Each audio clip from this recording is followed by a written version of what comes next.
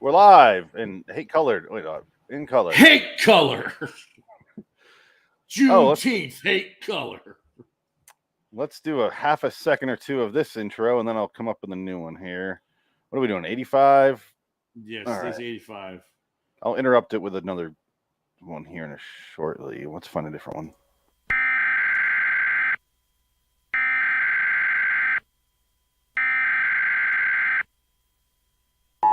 Well, where's my dad? Well, it should be obvious to even the most dim-witted individual who holds an advanced degree in hyperbolic topology that Homer Simpson has stumbled into the third dimension. Bordering in Wonderland, the Twilight Zone review. Homer, where are you? I'm somewhere where I don't know. Hello, citizens. Welcome to the LIW 368 TZ85 204A, the After Hours, Phoenix West. Dick, that was a good intro. I like that one. Yeah, I was trying to debate. I was going back and forth between like three different Simpsons ones, trying to remember what we did last because we used those a lot. We use them a lot. There's not Adam much was else around- to use. When Adam was around, is a lot of the Futurama ones because he likes Futurama more. Yeah, Now, Futurama's fine. I don't mind the Futurama ones. Those are funny too. Yeah. I just burned myself out for a little bit. I'm going to wait. I think he liked the Futurama because of the Star Trek angle, because they had that really awesome Star Trek episode with the cast, except for Scotty, who told him, "Hell no." Yeah. You know, he didn't just say no; he said, "Hell no," and he hung up the phone. I don't know. I listened to the commentary of that entire show. Yeah, It was great. the X. Simpsons Cohen, commentary. David X. Cohen. Yeah, the Simpsons commentaries are awesome. I love listening to those. Those are pretty good. All the early ones, because they got all the early writers. Oh, they're good. The Conan O'Brien ones are awesome. No, I did. We listened to that together. Yeah, we did that. The season 4 and 5, I believe. Some of those episodes. Yeah, those are awesome. 5 was the red one, right? Yeah, 5's the red one. Blue is the green, is the 4th season, and he wrote for 4th and 5th, but he left midway through the 5th, so he had to pay him like $100,000 to get out of his contract so he could go host the Conan show, which is kind of funny. He did talk about it. He goes, "Yeah, you guys told me I owed you $100,000 before I had to leave, so I had to pay it, or else I'd go to jail." Something like that. It was funny. Sounds like, yeah. I can see Conan doing that, though. Conan. Well, what was funny was like Conan and the writers, they were talking about all the bits that Conan came up with when he was there, and like they all came into the show like literally a decade later. Like some of the jokes he had show up in the show that they talk about, but like seasons later. So it's like they hung on to those for that long before they put him in the show. That's kind of crazy to have that kind of an impact on a writer's room, where like 5 years later they're implementing the jokes that you did. You know, that's nuts. What shows you how genius Conan is. Yeah. Well, as a writer. Yeah. I don't know about as a talk show host, because he kind of gets annoying after a while as a talk show host. That's all he does. I feel like he wants to say stuff, but he realizes I'm on TV, I can't, and that kind of ruins it for me. So his stuff on like he had late night stuff or the where he was off. He put his own special that was a little funnier. But anyway, we're here to talk about the After Hours, the remake. The 86 remake. This is a Rod Serling night, because I think every episode that we watch, every segment we watch this episode is all written by him, except for maybe that last one that wasn't, because one of the Night Gallery ones was written by him. I can't remember if the other one was. Yeah, I think it was Room with a View. Room with a View was written by Serling, and then the other one I'm not sure. I can't remember. Maybe not. Maybe it wasn't written by him. I'll look it up when we get there. I didn't really look. Honestly. Yeah, big deal. It doesn't matter. We'll forget by then. Oh, we do have a calendar event. And it is related to this show and you.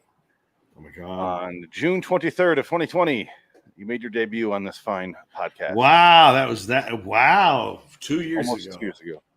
Wow. What do you mean almost 2 years ago? It is 2 years ago. In 2 days, it'll be 2 years. Oh, is it? Oh, it's not the 23rd yet? Today's 21st. Oh, okay. Fantastic. Yeah, this is the closest podcast we're doing to that date. So. Oh, okay, that's fine. Yeah, that works. That makes sense. 2 years of my life, and it's just great. This is the A side of the episode. The B side we've previously done on one of our early ones, Lost and Found. You were there. I had to go check. That was wow. So that's the George R. Martin one. Was the end of this one? Was the B side of this episode? I watched it again because it just kept playing, and I'm like, fuck it. It'll be over in, was it 6 minutes long? I'm like, it'll be over. And then I can just turn this thing off. I watched it again. I'm like, oh, this is still pointless. Yeah. The girl has her cup stolen and her book's different. And then she goes in her closet. Her roommate goes in her closet, and they see some time travelers who are stealing her shit. They're jerking off. They're putting their balls on everything she owns because they're so into her. 2134 or something. President of Earth. The first president of Earth. You're the first female president of Earth. And they just changed the whole timeline right there by telling her. Yeah, they ruined it. Smug bitch goes over to the mirror and goes, "President." Yeah, I can't stop skipping social studies or whatever. Just like Back to the Future, where the guy says, "Mayor, I'm gonna be mayor." He ends up being the president, and brings about the end of the world when Biff takes over. It's all interconnected. Yeah, it's all been done before. It's all been done before. Everything. Well, actually, that was probably the same year that it was done because it was 85. TZ85. That's probably Back to the Future 2 was 1989. But Back to the Future 1 was 85, so that makes sense. There you go. Yeah, they ripped it off. They ripped off our weird headcanon. Yes. I live in it every day. All right, so it's a remake of one of the most classic episodes. I mean, what else can we really say? Except this time, she's not going after a golden thimble. She's going after a Cabbage Patch doll, which isn't called Cabbage Patch doll. Oh, yeah, it's some knockoff brand of that. Yeah, like cornflake baby, something stupid. You have a cornflake baby? I'll pull up the clip if I can find it. Jerry Garcia. Cherry Garcia? His ice cream made it? Yeah, the ice cream did the theme music. We'll get cherry ice cream. A girl in a peach shirt tucked into her blue shorts doesn't even sneak, but borderline sneaks into the mall after closing, runs around, and while she's walking in, she walks past two mannequins, at which point I lost my mind because what the fuck are these mannequins wearing here? It's the 80s. What do you want? No, they're wearing like Mad Max shit. Oh no, you're talking about you're talking about the Daft Punk mannequins. Yeah, not yeah. These They look like they're going out for the purge. Yeah. Normal. The shit. Yeah, they are. Yeah, they are. It's the alien mannequins. And some tip ties over it. I don't know what else you call it. Those are just 3 ties. That's all they are. Hi, Marcia. And it's like a mosquito net. Yeah, it's very strange. Some ski goggles on top and some glowing eyes. And the next one's even weirder. Yeah. It looks like a hamster habitrail. I don't know. It looks Ripple. like one of the mannequins from a Saw movie or something. It looks like it's the rejects of Daft Punk. It's the original outfits that they wore for their first gig in the 80s. And they said, this sucks. We're going to just wear masks. We don't need to wear bodysuits. This is shit. Why is this mannequin's head tilted back and it has like horse teeth? Yeah, it's very creepy. It looks like an AI reject. Like you had the Flesh Fair. These are the robots that would be at the Flesh Fair. They get blown up by acid. And Brendan Gleeson gives people bean bags to hit them and spread flame retardant on them and light them on fire. That's what these robots are. That's what these mannequins are. I don't know what you're talking about. AI. Artificial intelligence. Yeah. Okay. This is artificiality. I don't remember that movie as well as you do, apparently. Well, I just watched it. We talked about it, I think, last show. I just rewatched it, so it's fresh in my mind. Fresher in my mind than it was 20 years ago, but yeah. Oh, yeah. I've seen that movie once. Yeah, I did too. 21 years ago now. I think it come on. No, 2001, 2001, yeah. This was one we did before Minority Report. Yeah, it was one which is a slightly better movie. My Report is a slightly better movie, yes. Just a skosh. When we say scotch, we're being sarcastic. It's by miles a better movie. Minority Report's fucking awesome. I love Minority Report. I really do. It's a good one. Do you hear the clickety clack of the spider legs? Because the precogs are not there to see this happen. He kills Colin Farrell.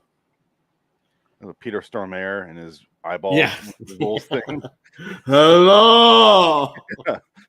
I made the sandwich for you, but I put it next to the old gross sandwich for comedy relief later in the movie. It's great. I love that movie.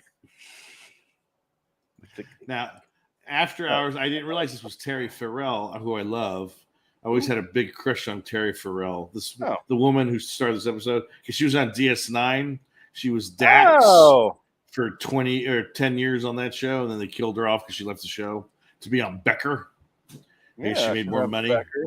And she was in Hellraiser 3. Hellraiser 3, one of the worst horror sequels. Oh, God, no. That's the best one. The best Hellraiser movie is the one in space. I'm sorry. Hellraiser 4, Bloodline? Yeah, 4. I like Hellraiser Inferno. I actually genuinely like that movie. Hellraiser Inferno is not bad. It's not a bad direct-to-video movie. No. For direct-to-video, it's really decent. It's like The Crow 3, Salvation. Who directed that? We talked about him. Scott Derrickson. He did Doctor Strange and Sinister. And he's doing the White Phone or whatever that movie, the Devil's Phone. Is the Black Phone. Is it coming out this weekend? I don't know, but it looks decent. I want to see it. It was supposed to come out like in February. It looks like a Purge movie. Ethan Hawke. I mean, shit, he'll do anything for. Ethan Hawke works all the time. We were talking about him yesterday because we're watching Stranger Things, the new season. We're finally on season 4. Oh, okay. And, his daughter's in it. Yeah, his daughter. That's why we're talking about him. And we're like, God damn, that man has been working so steady for a very, very long time. And he keeps coming back with these giant projects. And he never gets you never hear about him. You never see him. He just goes away for a little bit and works in a couple indie movies, does another big project. And he's just like, that's been his career. And it's been working out so well for him. And I'm always happy when I see him. So, that movie's out this weekend. So is Elvis. Black Phone and Elvis come out this weekend. I will definitely be seeing Black Phone, Elvis. No, thank you. I saw that movie already. I saw the superior one. To that. The superior one with Kurt Russell. I didn't mind the Kurt Russell one. No, it was fine. It wasn't great. No, it wasn't. It was a TV movie from the 70s. Like, gave it a 6, I believe. It was good. Yeah, that's fair. I don't ever want to watch it again. No, God, no. It didn't have the heights I was hoping for, like him freaking out and boozing up and pills and stuff. Yeah, it was very, very, very weak. Vanilla-y. I think it was too close to his death. Well, 2 years after it when they made that movie. Well, he died in 77. Was it 78 or 79? 79. 79. Wow. Yeah. Well, then they were making 78. So there you go. I mean, shit. I'm sure the Elvis Presley Foundation was like breathing down their neck saying, you got to treat E right, man. You got to treat him right, okay?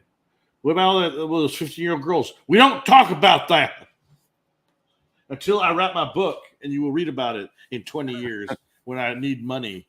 And I was loyal to Elvis until a point when I need a 401k. And that point was stuck up in a 14-year-old girl. Well, yeah. Yeah, so the After Hours. Okay. I had a problem with the mannequins. And then the rest of the episode really is just her walking around. It's very similar to the original, except she's not, like you said, not looking for a thimble. She's looking for a Cabbage Patch doll made in like Bangladesh and sold on a dirty rug on the sidewalk. Like she's looking for that. Like it looked awful.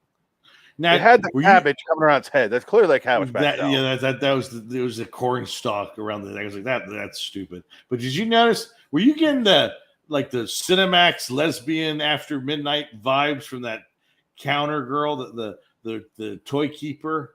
And Terry I heard Farrell? You say lesbian, and I pulled her up. So because she's like undoing her bow, taking her jacket off, going, "What's the matter, Marsha? Where are you going?" It's like, oh yeah, I want to see where this is gonna go. Let's keep going with this episode. You and the older lady from MST3K, what is that one? Space Mutiny. Space Grandma, my grandma daughter. Yeah, but watch what she does with this, because she doesn't just take it off. She puts it around the doll's neck like 3 times. It's like, very sick. While threatening her. It's very psycho. BDSM grandma. Yeah. All right, here we go. Take me with you, please. Shut up. I always thought that was Haley Joel Osment, but I realized he wasn't born yet. All right. Not a Cabbage Patch Doll right here. No. Why do you suppose it was so important that you come for the Dalton? That's See? not corn. Look at how she's dressed. Look at she's de-stressed. Look at that. She got the collar out. She took out her jacket. She's got her silk overshirt on. The button keeps getting lower and lower. Hey, it's like she can't control what she's wearing. Oh, I can't. That's literally what she's there for, is for someone else to dress her. Oh yeah, that's right. You think they ever there's one mannequin that wakes up at night when everyone leaves and they're just crying in the corner because one of the employees fucked it? Yeah. Jerked off over it, and they're like, oh God. Not again. I thought he was my friend. No, I am your friend. I'm a very special friend that jerks off on your leg when you're not looking. And she can't talk to anyone about it. And her friends just have to sit there and watch. There's a real horror story here. It's just like children, little children where he's jacking off at the playground and he's with that girl. He goes, "Don't you tell. Don't you tell. I'll kill you if you tell. Don't you tell." I stopped watching that movie like 12 minutes in. I'm like, nah. Oh, no. you gotta keep going on that one. Yes, I don't you have do. to keep going. Turns out I don't, because I stopped it, and I feel like I'm better off for it. You know your problem. I don't like touching children. No, that's a subplot. That's not really the main plot. That's what I gathered it was going to be about. So I was like, no. He's like we've talked about this before. He's like 5% of the movie. The rest of it is Kate Winslet getting naked and pounded by Patrick Wilson for like 40% of the movie. And that guy's lucky. Oh yeah, him and Malin Ackerman and Watchmen. Yeah. Hallelujah. I hate Watchmen so much though. I can't. I just don't like that. I love Watchmen. I just couldn't get into it. I did not like it. You know what I love? Speaking of pedophilia, is when kids sing Hallelujah. I'm like, that song's about coming, right? Well, talking about being tied to a chair and then until he comes. Look up the lyrics. It's a filthy fucking song. Is it a Lou Reed song? No. That's he just died in 2016, I believe. I might blank on his name. I know who you're talking about. I'm having the same problem. He was. He recently died. Leonard Cohen. Yeah, that's it. All right. Okay. So I'm gonna read some of the lyrics here for you. Oh, good. In honor of Leonard Cohen Day, June 21st, the longest day of the year. I'm trying to find the part I really want to read. Hallelujah, tied to a chair and jerk till I'm squared. There's a bunch of songs about coming, like the Queen song. Oh, well, yeah, a lot of songs. I'm a rocket ship ready to reload. That song's about coming. They call me Captain Mr. Fahrenheit because I'm ready to explode. So I want to go. Because I'm traveling at the speed of light. I'm going to make a supersonic man out of you. See, exactly. Don't stop me now. All right, so your faith is strong, but you needed proof. You saw her bathing on the roof. Her beauty in the moonlight overthrew her. She tied you to a kitchen chair. She broke your throne. She cut your hair. And from your lips, she drew hallelujah. Oh, that's about getting a haircut from a woman. And she's doing on your chair in her living room for extra money. Yeah, look up other Leonard Cohen songs, and you tell me that's what that's about. Of course. Yeah, I wouldn't be surprised. Leonard Cohen's the one that if you watch Natural Born Killers, he has a few songs in there. Got a good voice. He mostly talks. Right. Yeah. No. Yeah. I know Leonard Cohen. Yeah. He's. You don't talk about. It's kind of like that "In Time" song by Mark Calley, the one that he sings the Punisher. We can almost sing the song at your funeral. I can hear what you're thinking. On your doubts and fears. Nick Cave. Hey. Cave followed him. Kind of similar. Frank got his incense and he's here. He's got his Princess Leia. His Marlboro incense. His low bought ears and his Marlboro incense. Hey, Frank. Yo. So we're talking about Leonard Cohen. You're a music guy. Do you like Leonard Cohen? Who's that? Exactly. Never heard of him. Yeah, I don't like him either. Oh yeah, this guy, flipper babies. Hello, Marsha. All I could think about during this scene here, and we're talking about the after hours still, Frank.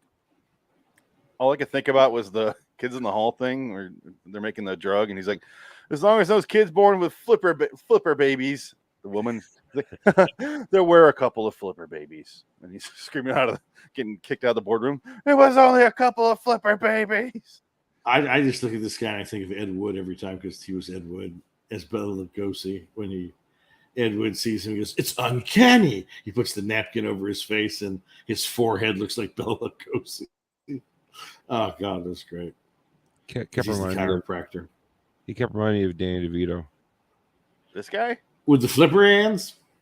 Yeah, it's Penguin. I'll show her my yeah, my French flipper trick. I could see that. Oh, Frank hasn't seen the new Diggs. What do you mean? You notice the background's different here, Frank? It finally happened. You can't really see much anymore. Oh yeah. You see a fridge. We moved the table. So you can't see the Rancor statue anymore. I think he just got a green screen and he put the most boring. That's what it is. Yeah, you're right. It is. Now, once I get my desk and it's in the library, it's going to be way better. And I'll move into the toy room. I'll have the toy room set up by then. That's a pain in the ass putting all those fucking figures in that shelf. Oh, my God. Putty, earthquake putty them, put them on these acrylic stands. It's a fucking pain in the ass. Took me hours. You having a kid? No, that's why I can do these things. Yeah, do you hear? Because I'm a child, Frank. His toy room. I'm a child, Frank. I'm a man-child. There's I'm no sitting in future for mine. me, so I can. Yeah, well, no, but you got nice, cool things. I have Black Series Star Wars figures and vintage. Well, I have vintage stuff, which is cool. That's like high-end collectible stuff. But you'll see. When I get all set up, we'll do a tour. I got an Ecto one from the Ghostbusters Afterlife movie for Father's Day. So. Oh, nice! Yay! So you'll have 2 Ecto ones soon. Hint, hint. That's fine because my daughter is set on ruining it. Well, she's like, "Mama got it for both of us." Oh, why do I make her sound like Forrest Gump? I have no. You stay away from that, you fucking retard. Well, my mama said that's for both of us to play Ghostbusters. No, but she's like, she wants to play with it. I'm like, fine. If you lose a piece, I take your finger. Don't fuck with that. I want to play with your Ghostbuster toys, Dad, so we can be close together. Is she the guy from Village of the Damned? Or no, the other one. Oh, Johnny Boy. Johnny Boy. Johnny Boy. My 5-year-old. 5-year-old did this. My 5-year-old. Frank, Yo. you watched the 3 episodes today?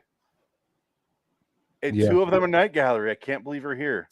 Yeah, we were wondering if you're gonna. I would have been here the last 2 weeks, but Night Gallery put me right to fucking sleep, man. Just like I almost missed this week's because the last Night Gallery almost fucking ended me. I was like, yeah, they're pretty bad. They're pretty boring.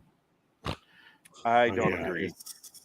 They're well. I mean, the last week's episodes were boring. I'd say these Night episodes. Gallery is a great show. Oh, It's well worth our time. He's playing that game again. He's playing the Universal got to him.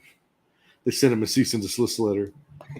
I'm honest, man. The last 2 weeks, I literally was passed the fuck out, and I woke up at like 1, 2 o'clock in the morning, like, oh, fuck. Well, you definitely. I have to look up what we watched. Is Saturday? Are we doing a Beyond Belief this weekend? Because Frank has to be there to try to get his record up. No, we're doing Tales from the Crypt. Oh, okay. Yeah, last week was 285 episodes. Yes. Okay. Before that, 2 Night Galleries. Oh yeah, last week I was just passed out, man. Like this job's been killing me. Oh yeah, I bet. Well, not killing me. I'm just getting used to it. That's all. Well, it's just you're back in that routine. It sucks. The work routine. It drains you. Oh yeah. Well, yeah. I mean, just waking up that early, and I'm just not used to sleep. I'm like my sleep pattern is way off. Yeah. But with this episode, Frank, because it's based on the original Twilight Zone After Hours. Do you enjoy the 80s update of this episode, or do you think it's cheesy, or what would you say? Carmen San Diego thing here. Yeah, it was they either do something different or go pit for pat with it. Don't weave in and out of the original. You know what I mean? Don't weave in and out. I did like the transformation when she was turning back into a mannequin, because it was like more terrorizing. It was more scary because she did not want it. I didn't agree with the route that they took. Yeah. I have a question. Yes. Why is this the one IMDb picture for this episode? It's George Wentz in a mustache. He's not in either of these episodes. I think they put it on wrong episode. Well, IMDb made a mistake. They've been known to do that. All right, George Wentz stars I in almost. completely agree. My problem with it is that it felt a little too much like Chopping Mall to me, where it was just a woman running around screaming, and then it was like they tried to do a horror movie set in the 80s in a mall, and they constantly are going, Marsha, Marsha, Marsha. Oh, Marsha. It's like, oh, shut the fuck up. Did you notice Say the black? something else creepy if you're gonna try to be creepy. Did you notice the black mannequin goes, "Yo, Marsha"? Did you see that? Where it was Yeah, like a bitch. deeper. Say, bitch, go back, bitch. What you going over here? He just say, That "Yo, was- Marsha, yo, That was Marsha, funny. Marsha, what's up? are you ducking me?" Like- Yeah, typical Marsha. Amos and Andrew. Oh God, Great movie. No, I am not your brother. I am not No, sure. I didn't agree with the horror aspect, because the original After Hours was not a horror episode. It was she accepted it. And creepy. she was cool with it. Right. Yeah, exactly. She accepted it. creepy, She but realized. accepted it. Yeah. Yeah. It was, Well, again, this was more of like the modern, oh, she's a selfish bitch and she's back, and they were like waiting for her to come back, and she kind of, and like they were really fucking with her when she goes, you don't remember your parents' name? You don't remember your where you grew up, where you went to high school? Isn't that weird? And like the old MILF lesbian porno star was coming on to her. right. And then when she said she got a job and everything, I'm like, what? So for a month you went to a new job and they didn't ask you any of these questions? Well, yeah, that's the thing. Yeah, exactly. And the only answer she had was on her job card. She goes, "I Right. have my job card for ID." She's like, "But no Right. driver's license." And I'm like, "So, what? How'd she Chicken get or the paid? egg? Did she find Yeah. the information on the card, or did the card? How did she fill out the card?" It Because was there to like yeah. set up these questions that the audience was, if they never seen the original. That's kind of Right. what they're going for. Obviously, that's the only reason they do a remake. Is if you haven't seen it, we have to change a little bit. They didn't change enough to make it worthwhile if you haven't seen it originally, or if you did see it originally, I should say.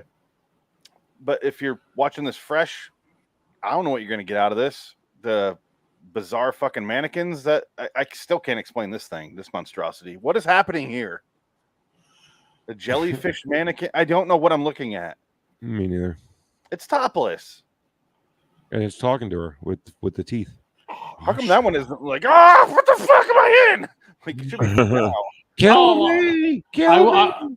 I did enjoy that part where she went like in the background of the store, where the back rooms where they had like the baskets of heads, and like 4 of the heads were people. Their heads were just there going, "Hey Marsha, hey Marsha," and the rest were all mannequin fake heads. But I just think it's funny, like the day of that shoot, can you imagine being that actor? "Hey, Mom, are you want to try something today? I'm going to be a severed head in a basket with a bunch of mannequins saying Marsha. I'm so excited. I got paid $400. It's almost as good as that severed head scene in Reanimator. Almost. I don't go down on a girl, though. Barbara Crampton, hot. Willing to do anything. I do like that scene, though. Yeah, I thought that was fun. Okay, I gave this episode I'll give it It's a 7. Peter time between 5 and a 6. Me. I'll give it a 7 for Twilight Zone 85. It gets a little too much credit for what it didn't earn, because I'm thinking too much off nostalgia here, so I'm gonna go 5. Yeah. I was Oh gonna say wow, five. that went way okay. Well, I'll go 6 for Terry. I'm gonna give an extra star for Terry Farrell because I grew up loving her, and I still have my heart hurts for the time that we could have had together. Hey, you got Becker to watch.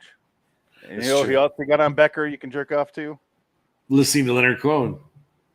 Yeah, damn right. Hallelujah, Becker. You can jerk off to this It's a bomb! He's got a bomb! on Becker. Another one. Yeah, Becker. That's right. Everything Jerk ties off to into the each blind other. guy. I was actually talking about the blind guy, but she happened to be in a clip we could play. That's true. Becker wasn't a But- bad show. No, it was fine. like it was a precursor to House, kind of, because I mean, it House took place was in a fucking more of a magazine. drama. This was a sitcom. Yeah, well, Here's the weird thing about Becker is- coffee shop.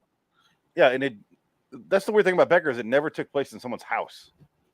No, It was just a weird setting for a sitcom. it- We're off yeah. subject. The After Hours. I just feel like scary isn't as scary to me as creepy is. I think creepy Right. is far better than scary, I which agree. is why the first Nightmare on Elm Street works and the sequels don't, where they try to go scarier with it or comedic down the line, but No. they try to go and it's like nah, doesn't work. Like creepy when he's walking after them and never really catches up with them, and suddenly they turn a corner, he's there. I find that I like the atmospheric horror. And this didn't have any atmosphere. It's just in a generic mall. Just them saying Martha instead of like, come join us, like something like that. A little line change at the end of Martha. That's all they really needed to make it creepy, but they never, ever did it. Who was Martha? Isn't that the main girl? What's her name? Yeah, Marsha. Marsha. Who gives a Marsha. shit? Marsha. Frank's right. Marsha. Here's how Frank's technically right, so therefore he's smiling. You prick. I do the same thing to him though. So Well, if you want to feel good about yourself, just Yeah, read the he got Beyond me. Belief. Read your Beyond Belief stats. You'll feel better. you got a point last week, Frank. You did. You got a point last week. You went against Dick, and you got 4 out of 5 right. It figures. Well, it doesn't just figure because I told you you're going to go against the guy in first place. Not a good strategy. Go against me, if anything. That was my idea. Yeah. I was hoping you would just go false, true, false, something like that. Yeah, You know, it's just random. Because Yeah, honestly, Whatever Dick says, I'll say the opposite. that way I'm participating, but my average goes down. Yeah, last week you missed something special there. Ask me one of the stories that happened last week on Beyond Belief. What you just said? Nope, nothing. Dick, anything? What were the stories that you had last week? What was one of the stories you had last week? I'm trying to think. I've drawn a Got blank. nothing. They It's tough. vanish the second they're over, don't they? Yeah, Oh. I would say that's true. Yeah, it's tough. It's tough to retain anything after you watch it and then you're gone. And I'm that's all thinking I watched the Blob too early, I think, because we're doing that in 3 weeks, something like That's that. not even on the schedule technically. Is it? Yeah, I saw that. I was like, oh shit! It's basically Saturday, and that's it. We don't have a schedule after Saturday. It's all over Yeah, the 'cause place. after Jack. Saturday, I think we're just going to do Fridays Is that what's going to happen? once a week, going back to that sort of thing for a little bit. Are you going back to work? Is that the idea?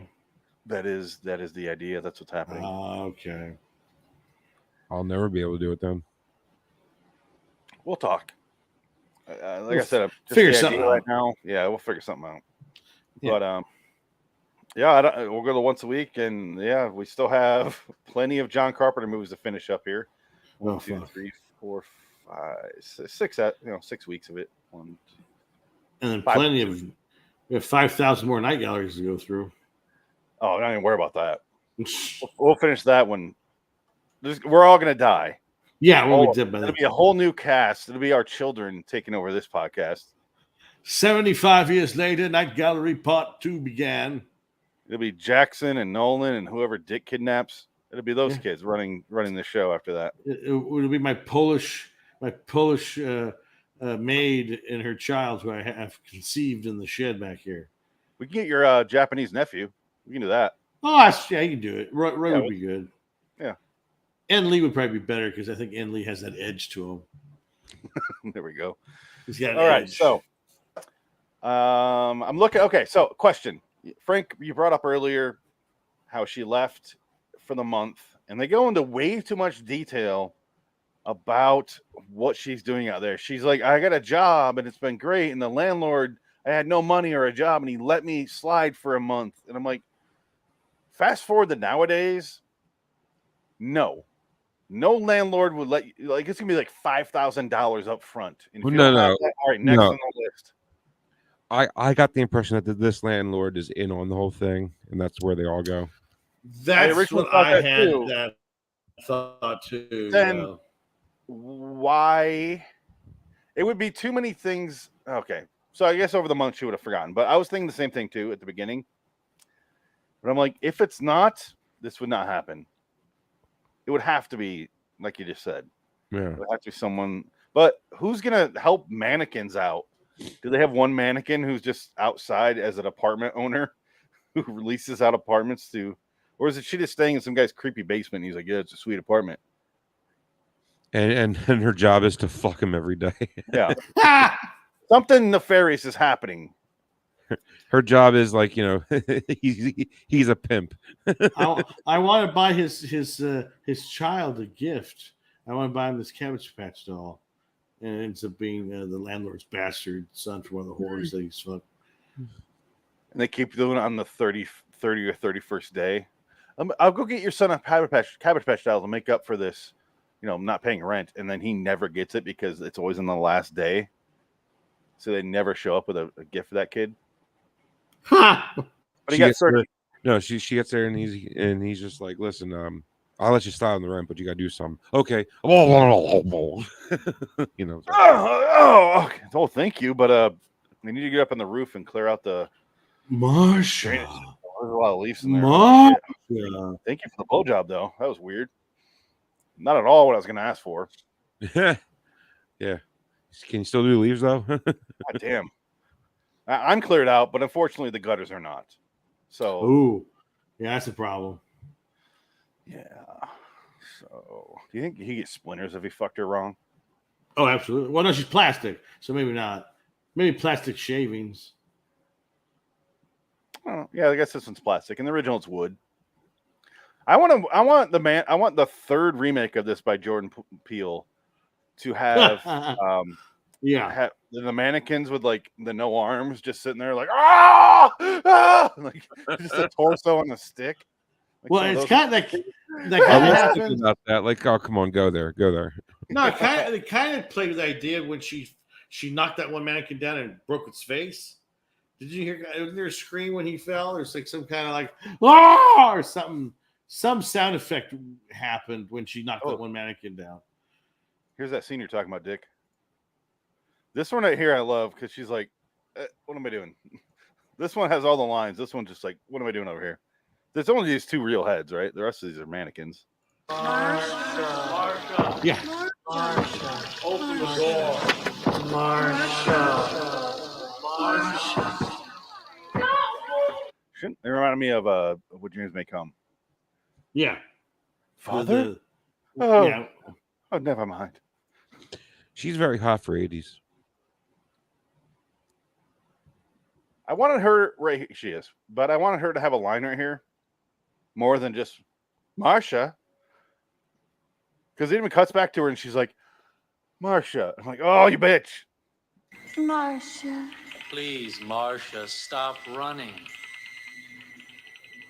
That's why is she choking the Cabbage Patch doll? 1,000% a Cabbage Patch doll. Oh, absolutely, it's a Cabbage Patch doll. Yeah, like why is she strangling it with a rope? Like you notice that she was strangling it was her neckerchief earlier. I know. She had to get all sexy with it. Like I thought she was going to get all undressed and shit. She might still. I don't know. Maybe there's an extra cut we didn't get. Oh, Dick. Yes. Just remembered. Hopefully to keep you awake here. I did find out why there's a year off between season 2 and 3. Remember we talked about yes. I did follow through and I found out the answer. What's the answer? So at the end of season 2 of the 85 series, they canceled the show. Oh, okay. However, they realized, wait, we want to sell this show for syndication.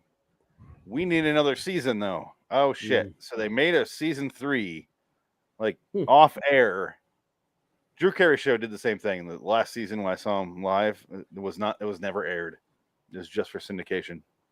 They don't do that anymore, I don't think. But that's why there's a year off. They fired everyone, brought back. So Robin Ward's gone. He doesn't do the narration for season 3. That explains that question I had originally. Everyone was gone. Wow. So now we know. Different showrunner and everything, then, huh? Or different fucking everything. Everybody. Wow. But they took a year off. People are going to find jobs in that year. So it's true. But do you notice a difference though in season 3 to 2? Do you think there's a difference? Because I couldn't tell you. Season 3 episodes are Selena is Dying, which I kind of liked. Dream Me Alive. The Trunk was fun.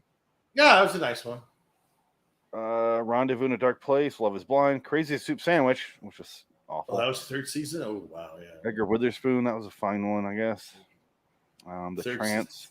The 3rd season must have so not really. No money. Neither here nor there. They kind of stuck with the same shitty attitude. Yeah. Yeah, just seems like I don't know. I don't know why they did it. But now we know. Yep. Are you guys fascinating? Okay? Yeah, I'm just I'm gonna it's 7 p.m. over there. I gotta use the toilet in a minute.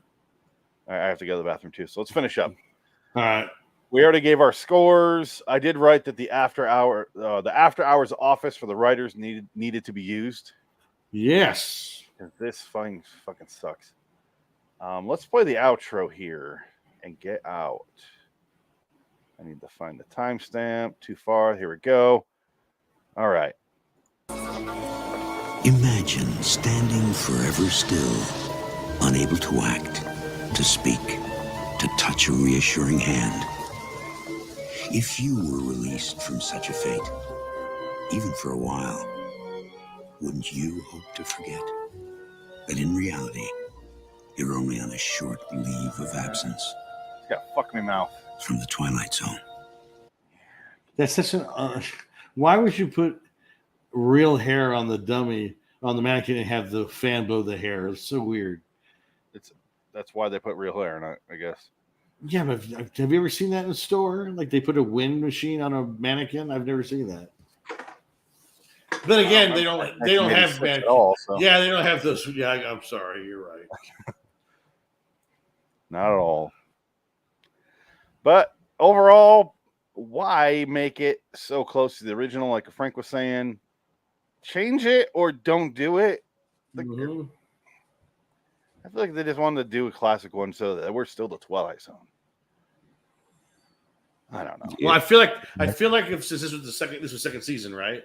Yeah. They wanted to maintain a link to the original, so I think they did more callback episodes, more remake episodes than any other season. Because I'm sure the 3rd season might not have any remake episodes. I think they're all original stuff. I think they only did a couple remakes because they did Night of the Meek in the 1st season. Mm-hmm. They did, I believe actually that's the 2002 that did the ILW.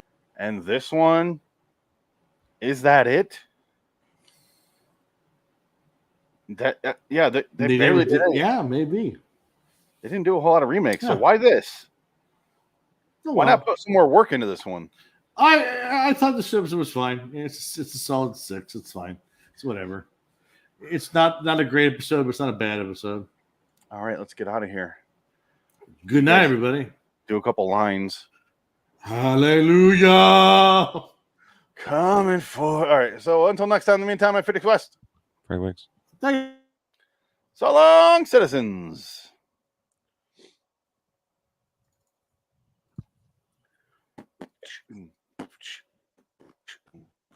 Frank Link back again. Check it out. Let's begin. Party on, party people. Let me hear some noise. DC's in the house. Jump for joy. There's a party over here. Party over there. That tag team. So fucking tired. Goddamn. Do some laps. Yeah. Run out and touch your car. Come back. I'm gonna go potty and enjoy this commercial.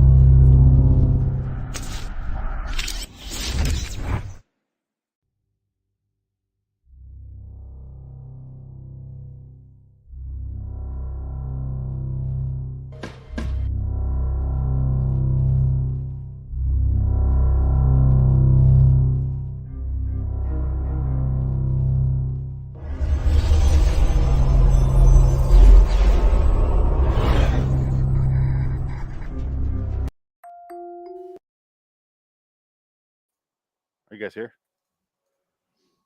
Yeah. I know you are. Horrible monster. It gives me time to add the show to the podcast feed. It's true. You got a lot of time to fill on that one. You were going to piss anyway, so what do you care? That's fine. I was throwing garbage away. It's fine. Frank, snort a line. It's amazing how good these headphones are. The bass in that is insane. Like my earphones are like boom, boom, boom, boom, boom. But it was handling it. The drivers were doing good. Good. Let's begin our second show. Let's change the banner. We're live, by the way. We're recording. Let's do this while I'm doing this. Let's do a theme song, shall we? We were talking about Futurama a minute ago. Let's do Futurama. Yay! You're on a scenic route through a state recreation area known as the human mind. You ask a passerby for directions, only to find he has no face or something. Suddenly up ahead, a door in the road. You swerve, narrowly avoiding the scary door. Bordering in Wonderland, the Twilight Zone review. I have combined the DNA of the world's most evil animals to make the most evil creature of them all. It turns out it's man.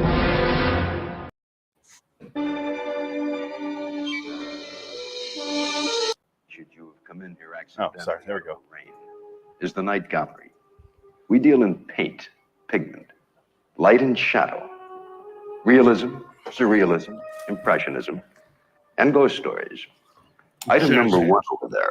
There we go. It could be a gentleman sitting in an electric chair, but it isn't. What it depicts is, in a sense, a method of execution that we humans reserve for other humans who happen to be dissimilar to us. You're about to look under that hood and meet firsthand one of the different ones. Tonight's first excursion into the realm of the unusual. Welcome to the LIW episode 369 for Night Gallery with 214A, the different ones. I'm Phoenix West. Very weeks. Dick, you failed the test. I sent a text message. There's a message. You still put your phone on silent and it still goes bing.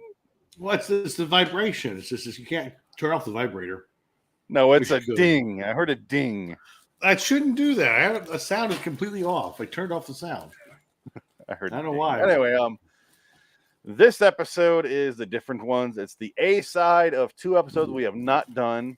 Little Black Bag. Oh, we did Little Black Bag. Excuse me. Yes, we did. Yeah, that was a Burgess Meredith medical one. The guy not like this. Yeah, and then we have The Nature of the Enemy, which we're doing on episode 373. So in 4 episodes. No, thank God. So we'll be done with that episode. I feel good about that. This one's 16 minutes long, and I read on IMDb you could find a half-hour version that was in syndication because they added in so much stock footage that it made it. Yeah. Like, holy shit! I was going to bring that up. That's a lot of stock footage. This episode was essentially my trip to the moon. It was all the Apollo 11 footage. It was like, Jesus Christ. They really must have been an anniversary. It must have come out in July of that year, so it's like the 4th anniversary of the moon landing. This episode debuted December 23rd, 1970. Wow. Literally not even a year later. That's why they were using it, because they had all that wonderful moon footage. We need to fucking use this shit. What are you this eating? Stuff is almonds. Almonds. Okay. It's always almonds. All right. Base bump, I know what a fucking almond looks like. Thanks. They're really good.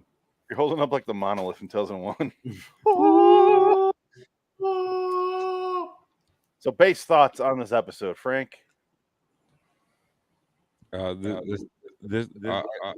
fell asleep when the Saturn V took off. Okay. This is Eye of the Beholder, the remake. Yes. I felt like this was another remake episode. Yeah. It was what I was asking for, which is the continuation of that world, and here we get it, and I'm fucking bored. Exactly. And it's a guy that looks like he has paint. He got paint spilt on him. Waxy paint. Oh, I played the wrong intro, by the way. He looks like a melted candle.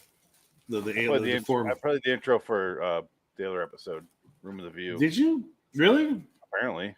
I felt like that was the same context though. It was talking about. No, I thought, yeah, that's what I thought you were about to talk about. And then you started talking about the last one I watched, which I was like, wait a minute, what? Oh, no, I got the right one. Okay, never mind. No, you got the right one because he was talking about this is the world, the way we view people in our world. Yeah, never mind. Sorry. Yeah, you're right. What I was looking at. Here's the problem with Night Gallery. I don't give a shit. I never give a shit. But I'm watching it and I was like, oh, I thought that was the guy in the bed. And I'm like, no, that's the dad from this episode. So you know why you're messed up? Because of this. Well, let me show you some of this shit. For those who aren't watching the show, I pulled up an almond. So this is when Frank fell asleep. Yeah. Shit, I was almost asleep. This took forever. Jupiter 2 left. Saturn V. What? Saturn V. I know. I'm saying Jupiter 2 because it's Lost in Space. That is true. But this is the real stock footage, though, isn't it? Yep. Yeah, that's the jettison of the stage 2. You know, that's kind of cool, though. I mean, wouldn't you want to showcase that on your show? Because, like I said, this was almost a year later. Well, not quite a year later. No, a year later. I'm sorry. I think there's a time and a place to show stock footage that's historical. Those are called documentaries, not your sci-fi show. To show 14 extra minutes of it. 14 extra minutes on top of what they already had there. That is so much stock footage. It's almost half the length of the episode. So, including the stock footage they kept in here and they were allowed to keep for DVD release, 65% of the episode is stock footage. That's insanity. That's so unnecessary. Why? Because they had it, they could show it off. I only have a couple notes for this episode. First of all, I don't care how ugly you are. Wearing a dark mask over your head all day would suck. Yep. He's by himself in his room with a weird Michael Jackson mural on the wall over there. Yeah. I don't know what else that would be. I was watching this and I just kept staring at that. He's got a weird Batman mold on his desk. It's like a weird esoteric Batman, or maybe it's just there's books next to a head. I don't. It looks like his bat ears. Well, it looks like he has an early Lombardi trophy over here. Yes, he does. That's a prototype. prototype. It's a Gerard Depardieu. Yeah, bust over here. A lion, and then Michael Jackson, made by oh my god, I blanked on the guy's name at the last second. Picasso, thank you. And then whatever Mesopotamian god this is over here that they saved from one of the cursed episodes. He's very, very he was very big, very Sumerian. I do see you mean by the Batman now that I'm looking at it on the little screen. Yeah, right there. It looks like a Batman. Batman man. Bust. And that's it. And he's sitting there and he's getting taunted by like 8-year-olds outside. Yeah. The man is like 42. Or he's 17, he says. 17 and a half, I'm sorry. Because he corrects himself. I'm 17 and a half, Dad.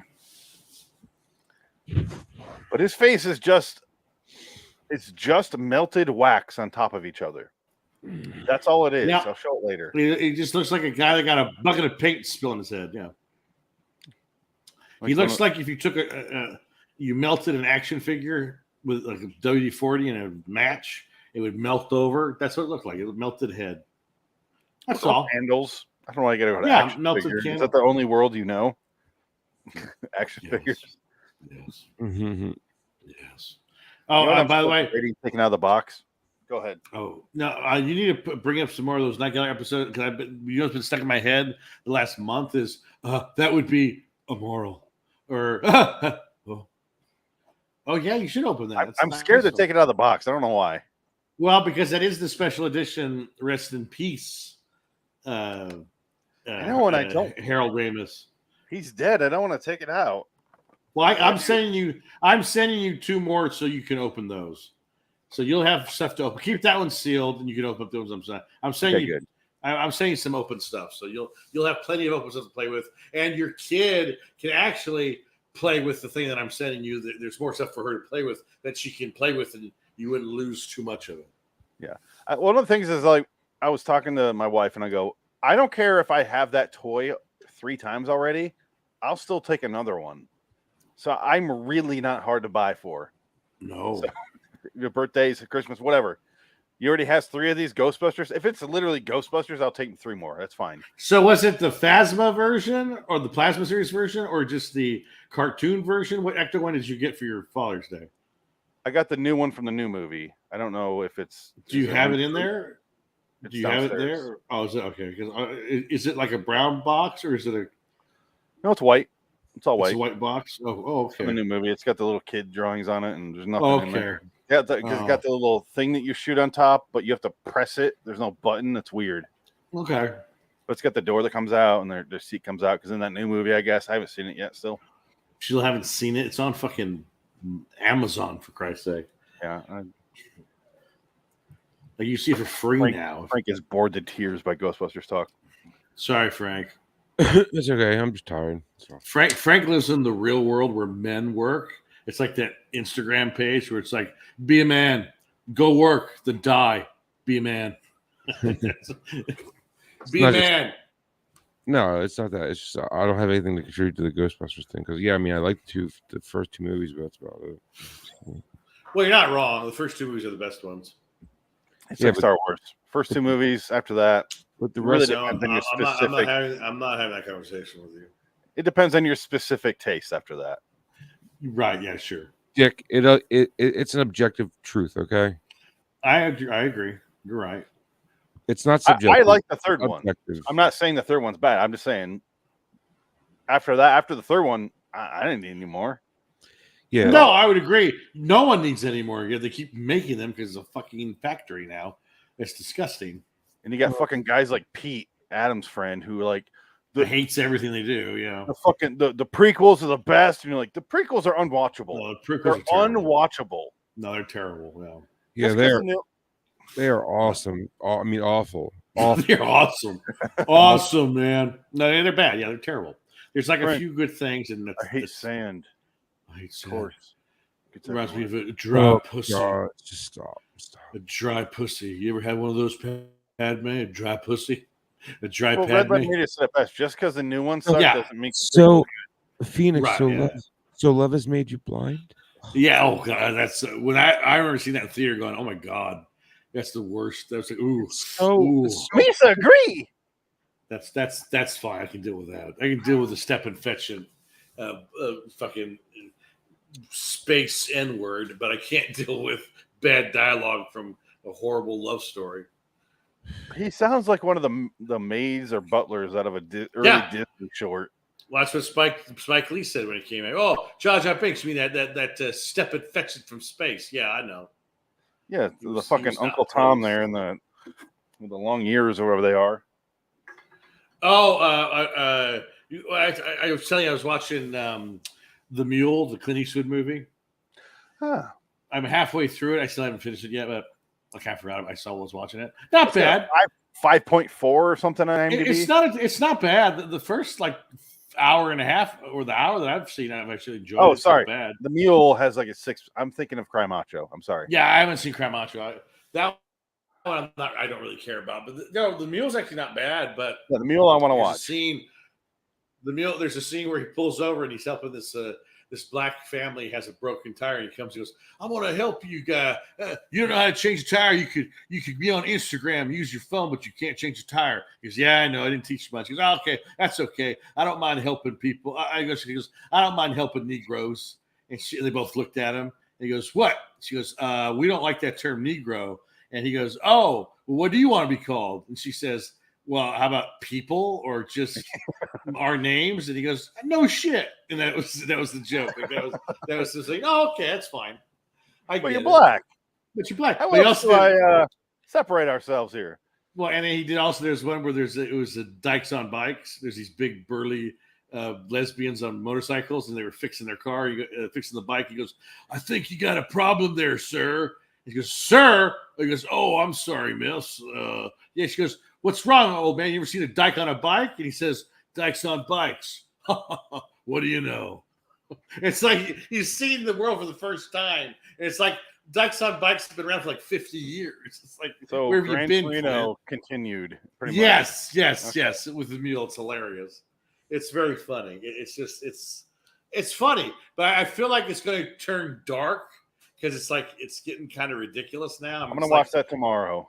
It's worth watching. It's not bad, but like I said, I'm only halfway through. Only because clearly you're gonna fucking ruin it for me, so I have to watch. I it will now. if I finish it. Yeah, I'll tell you all about it on Saturday. I watched the first half of Dirty Harry again today. Yeah, Dirty Harry's fun. I like And I Dirty watched Harry. Pale Rider, which I haven't seen since the theater Pale Rider's good. when I saw it in LA at Beverly. I like Pale Rider. It's a good one. Yeah. And then I also watched the Outlaw Josie Wales. That's a second great half movie. today. Yeah. Outlaw Josie Wales is a great movie. And then Unforgiven. I watched that one again. That's a masterpiece. That's a fabulous movie. But for some reason I look at The Mule and I'm like, I even have it on Blu-ray. I'm like, wow. Oh wait, Cry Macho. I'm like, oh, 5.4 and I'm gonna wait on that one. I did watch, like I told you before, I watched True Crime, the one where he's a reporter and he's an alcoholic. Like it's not a great movie, but it's not a terrible movie. But it's just like it's really cheesy, but the performances are good. And Dennis Leary's in it, but Clint Eastwood is fucking Dennis Leary's wife. So he's like Dennis Leary. I wish he makes a cuckold out of Dennis Leary, but it's like, Clint, you're fucking 85 here. Like, I don't buy this that you fuck everything that moves and they let you do it. Like in the When you beginning pull of your the movie, pants off, your balls fall like Sagan. I mean, Jesus Christ, when you take your shirt off, you look like a melted wax figure. You look like the deformed kid from this episode. Like you're melting. It's disgusting. All right. The different ones, because Frank has no idea what we're talking about.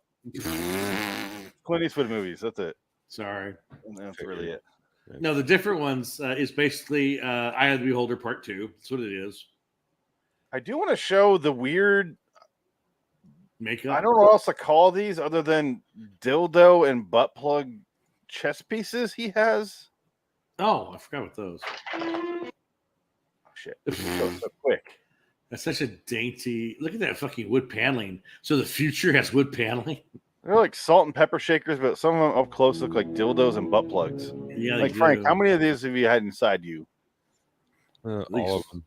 Right? At least 4. We got like the beginner's butt plug. You got like the experienced triple ribbed one. You got this monstrosity. Yeah, you got a pointy one. Yeah. Oh, yeah, pointy one. That's gotta hurt. That one is brutal. Was that the Dick? Queen, King. This is the Dick. It only hurts for a few seconds. Well, that's what you enjoy is the pain, and then that's what. I think this one would hurt less because it's got a narrow point of penetration. It really depends on how much you shift once inside you. But the thing is, that point is going to penetrate your prostate gland. I'm more concerned that there's no bottom on here to keep it from going fully inside you. Like you need the plug part of the butt plug. Jock, it was otherwise, $1 million to 1 shot. Otherwise, it's just something for the surgeons to remove later with tongs. Oh, that's all it is. That thing's going right up inside you and going to cut up some intestines. That's it. I wish I could show you jar squatting, this awful video that we found like years ago. We would go deep into the dark trenches of the internet looking for vile videos to watch. Oh, my God. Can I just say, when you said jar squatting, I went over to my other monitor where I look up stuff on Google, and I went, what am I doing? Do not look up jar squatting. Don't do it. It is horrifying. I don't know about the jar. No part, sound. It has the word squatting in it, and therefore no. I'll explain to you like this very simply. I think I got it already. It's a mason jar. So they're going to sit in the mason jar. They sit on a mason jar. Yeah, I got it. Yes, but the best part is what comes after that when it shatters inside of his rectal cavity. Yeah, surgery is what comes next. It is so awful. And you see, looks like he put a jar of jam up his butt and exploded because it's pouring blood, and it is awful. It is bad. When I say I don't really believe in the death penalty, I kind of have little caveats for people like this. And it's a victimless crime because he's doing it to his own ass. Right, yeah, exactly. But also, maybe we don't need you around. I would agree. And I've seen a man in Pain Olympics. He chopped off his own unit, his penis and balls with a knife on a cutting board. We saw that. That was we real need thing. these people. I don't. And he came in. He smashed their own balls with a hammer. And he got the silver medal. He didn't even get the gold for cutting up his own junk. So I was like disappointed in him. Not only did he fail in that, did the other guy step on 3 Legos in a row? That was the gold. Oh, Jesus Christ, this is hell. He woke up at 3 a.m. every night and stepped on a Lego for a month. He's seeing a psychologist now with his gold medal. Jesus Christ! I beat the guy who cut off his own balls and dick. Was it worth it? But no, I still have pain of the Legos. They can't breed their second and third prizes. I can still have babies. I can still have babies. Legos. But then that means more Legos. No. More baby Lego toys. His own twist. Oh my God. Cuts to 5 years later when his child is like, I want Legos, Daddy. Floor. Or his son breaks down. His son is born a Lego cube. He's made of Lego. No. What are you? Love me, Dad. Not far off from Jordan Peele's. No, it's very close. Very close. But yeah, so this is this kid is deformed, and I didn't realize it was a science fiction episode until literally the point where he's going to like the council or whatever, saying, "Well, we should just neutralize him." You mean execute him? Yeah, that sounds about right. We'll just kill him for you. You got to deal with him. Yeah. It was like, oh my God. Perfect posture. He has one of those chess pieces up his ass right here. Look at that. Do not bend. It'll tear me open. Posture is important in the future. I don't want a shredded colon sandwich. No, thank you. Ooh, baby. Ugh. But I was getting some. Won't you sit down, please? As you know, we have exchange programs with several of the. Oh, this is past the point I wanted to get to. Oh. She says something about like the Deformity Act of 1993. Yeah. Place for him. I've already told you. There are no private or government sectors which institutionalize this kind of a case. The fuck is behind her? But here's my question. If they've made contact with these aliens, don't they know what they look like and they understand right away that kid's an alien? No. She says it's very minimal and it's only like text. Okay. Leaves us with the only remaining alternative. What else is he from? He looks very familiar. He's in an MST3K movie. What is it? Oh, not the show. What was the one where he was invisible? He hits his watch and he turns invisible. No, it's not. It's not Riding with Death. Riding with Death. Yeah. It is Agent Harm. No. Puma. No, it's something like that. It's not. It's not a big one. It might be Airport 1975. Yeah, you're probably right. Dick, talk about this episode. Frank, talk about this episode. Someone. While I research.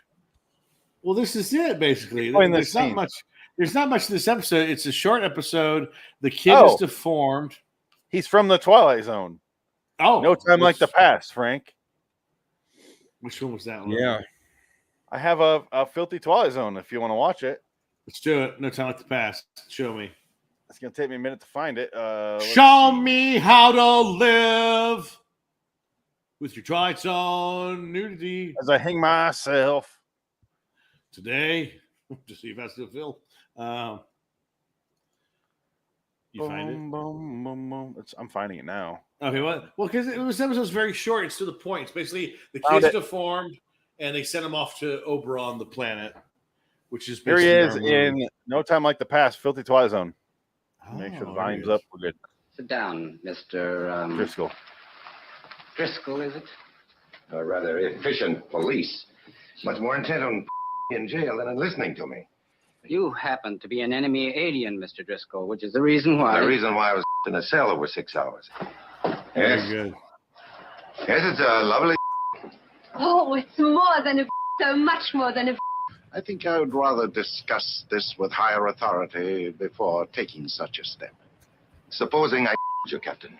How do you Mr. Driscoll? If I do, you'd probably say I was a lunatic. I won't that. Then August 1939, the Hotel Berlin. Another blow for law and order. Hitting nothing and accomplishing just that. You can't anything. I believe you. The joke is he can't get laid throughout time. Oh, okay, very good. Feeling pretty sick. So he goes, you can't fuck anything. I believe you. Cure now, are you, Paul? You sound funereal, Harvey. Then I sound the way I feel. I'm you because you asked me to as a friend, Paul. I can give you efficiency and dedication, but enthusiasm I can't dredge up even to the minutest degree. No sense of adventure? A wonder at the unknown? Some wonder. We're talking about gay sex now. Okay. Some inquisitiveness as to how a human being can place himself in such jeopardy. Not only with willingness, but with anticipation. Sit down, Mr. That's it. So this is the one where he went back in time trying to kill Hitler and you couldn't do it? He's doing a bunch of shit. He tried to stop what ship was that, Frank? Oh, Lusitania? Yeah, should I just boot him there? No. Yeah. Uh-oh, Frank's gone. He's dead. That's all right. So, he's back. Show me how to sleep. Frank, out of 10. 1. Really? Go to sleep. That low? Go to sleep. It put me to sleep, dude. This put me to fucking This show's putting you to sleep. This podcast I would say 5. I wouldn't go so low as 1, but it's 5. It's middle ground. Like I said, I like the idea that it's the sequel to The Eye of the Beholder. I gave it a 4. Yeah, it's fine. 1 4 5 episode. I gave it a 4. It was short enough where it kept it short and sweet. Yes, that was too long. Where I'm like, all right, he's gonna go. All right, he arrived at the planet. They do an exchange. It's like an exchange student. Yeah. A beautiful man's like, I gotta leave here. This is the first time that we're doing this. I'm going back. I'm going to Earth. Is it good there? And he's like, yeah. I mean, what is it? Why are you going? He's like, it's horrible out there. Look at me. I'm a He's like, you look fine. He's like, don't patronize. Oh, all right, bye. It's Eye of the Beholder. Fuck you, fag. He walks away. Yeah, pretty much. And then I love the it made me feel good. I felt happy for the guy though, because as soon as he gets off the spaceship onto the moon planet, the girls go, "Oh my god, he's so gorgeous!" It's so funny. It made me think because I play a lot of Fallout, so it made me think of the people who's there's a breed of people in that game that were there for the original Fallout. And they're alive still, but they're like, deformed, and they're just like, I don't even know. Like they talk like that, and they're not people. They're looking like zombies. They have little wisps of hair coming out, and they remind me of that. So would that make them immoral? I know what you're trying to do. I'm not going to do it. Come on, I'll do it in a second. I'm going to show this. Here's what this guy looks like. He looks like a Ken doll. Hi. Don't have to be kind. I'm used to being that this way. Look at that 70s hair. Jesus Christ. This is just layers of melted wax. That's literally all it is. Yeah. Well, I hope everything turns out all right for you. All right, let's see him get mad laid here in a second. Yeah. You'll find it almost. Oh, I passed it. Yeah, go. It's your hair right here. Oh, sorry. 1536. Go to 15. There we go. He's gorgeous. Quiet, he'll hear you. Shut your mouth, bitch. He's mine. I had a theory about this, and not so much a theory, but like a what if you will. Yes. What if you're a normal guy, and you just want to get like mad laid, and you hear about this planet full of people who look like this, and you know these people who look like this are just layers of melted wax on top of each other. If I was that creepy and desperate, just melt wax over your head, make a mask out of it, right? Wear it for like a month, look in the mirror. This is what I do. Do your everyday life like that. Not inside your home. Do it by yourself. And then you get sent to that planet. But then you're not used to that, so you think they're wearing masks is the point. You got to wear it long enough where you think other people are wearing that mask too if you see it. Right. So then you're just banging hot girls in masks as far as you know. That was my theory. If you're a real creepy dude in this time and era. Right. Does that carry any weight? Any water? No. Because you can just get a hooker and stay on your planet. You don't got to travel anywhere. I don't know what the rules are here. If it's Pig Hitler world like it is in Eye of the Beholder, maybe hookers will kill you immediately. I don't know. Conformity. Glorious conformity. And then I wrote, ending. Because they go out to the bang fields of the sex planet in the cuts. They go to the bang fields of planet Oberon. They go die. They kill him with Snoo. Snoo. All right. I gave it a 5. Frank gave it a 1. Dick, you gave it a 6? 5. 5. Okay. Yeah, 5's fine. Frank, you look like you just came. Frank's got a raging boner. Sorry, fellas. I'm just. No Frankie's got his cum. Frankie fell asleep. He's working a 9 to 7 job. Right. I'm loving that podcast right here. Puns. like you know how hard it is to fall asleep after you've been asleep for like a half hour or so, and then you wake up. Oh yeah. Just that time where you wake up on the couch and you go, I have to brush my teeth and take my pill or whatever you got to do. Like brush my teeth and do this. And like, oh my God, I'm barely seeing straight. And you're like brushing your teeth and you're like, oh, I should have dropped this. And you pick it up and you're like, now I'm wide fucking awake. No, that's it for me. And then you have a blackout and you're driving and you don't realize how you got in the car. Or how you crash your van. Or how you're driving.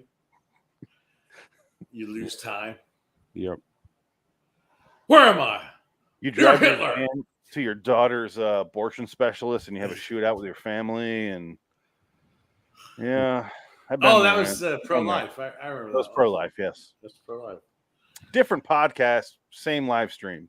Oh, man. That's what makes this a weird thing that we do is different podcasts on the same live stream with the exact same people. Yeah. It's really hard to reference things without stopping it. That was on because if you listen to the podcast, you're fucking lost. Oh God, you lose your mind mentally on this show. You know what I got? What are they talking about? What references? Yes. For the first time in years, is someone on Patreon goes, "This is a really good episode, man. Thank you." Oh, very nice. And it was an episode that I did of American Horror Story from like 6 years ago. And I go, huh. At least someone found out the show that way because I put the podcast there for a while. That's where I put them. Yeah. I don't do it anymore because it takes so much time. There's no benefit. Well, there you go. But what kind of a lunatic uses Patreon to search podcasts? Right? So odd. But I'm glad they did because I was like, oh, okay. Or maybe he was writing to another podcast. He didn't realize it was you. It was a mistake.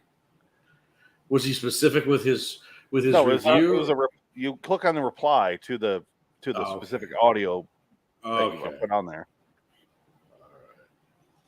So maybe he's like, it's a robot. I don't know, but I was still like, huh.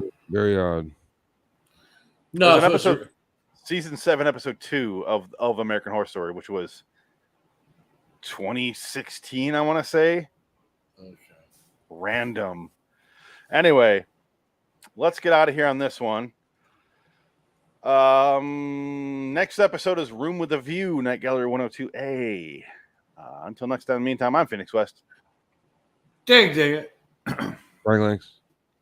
Sorry, I never switched you back, Frank. But so long, citizens of Frank Links, I think. Sounds like you're going to bed. Show me how to sleep.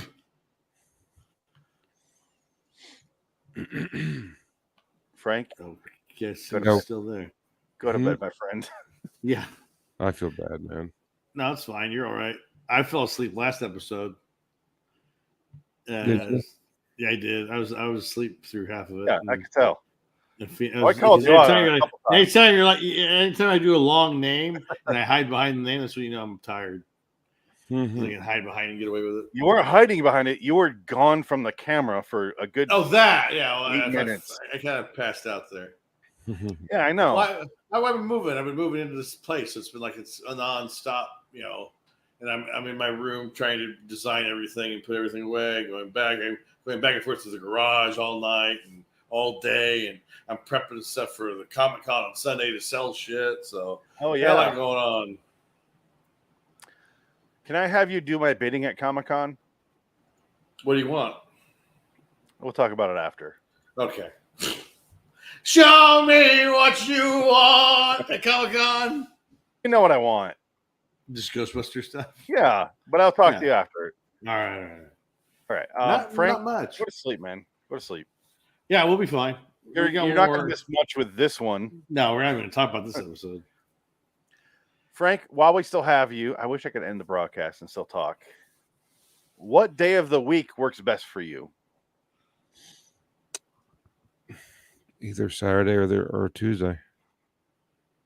You mean Saturday, which you haven't showed up for in a while? That day works best for you? Or Tuesday, which you haven't showed up for? Those 2 days work best for you? So we're doing it Friday, Dick. Okay.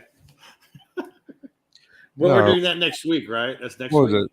No, last Saturday it was I got called into work last minute.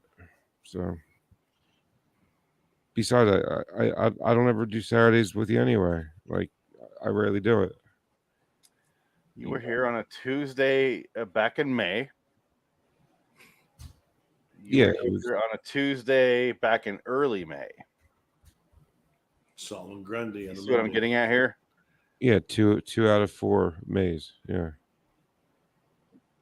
The last time you were on before that was. Look, it's because I work Monday. But the point is, early April was the last time before that. You're not listening. How is Tuesday the best day for you? Because I work Monday night, Wednesday night, Thursday night, Friday night, and all of Sunday. Oh, so Tuesday's your day off.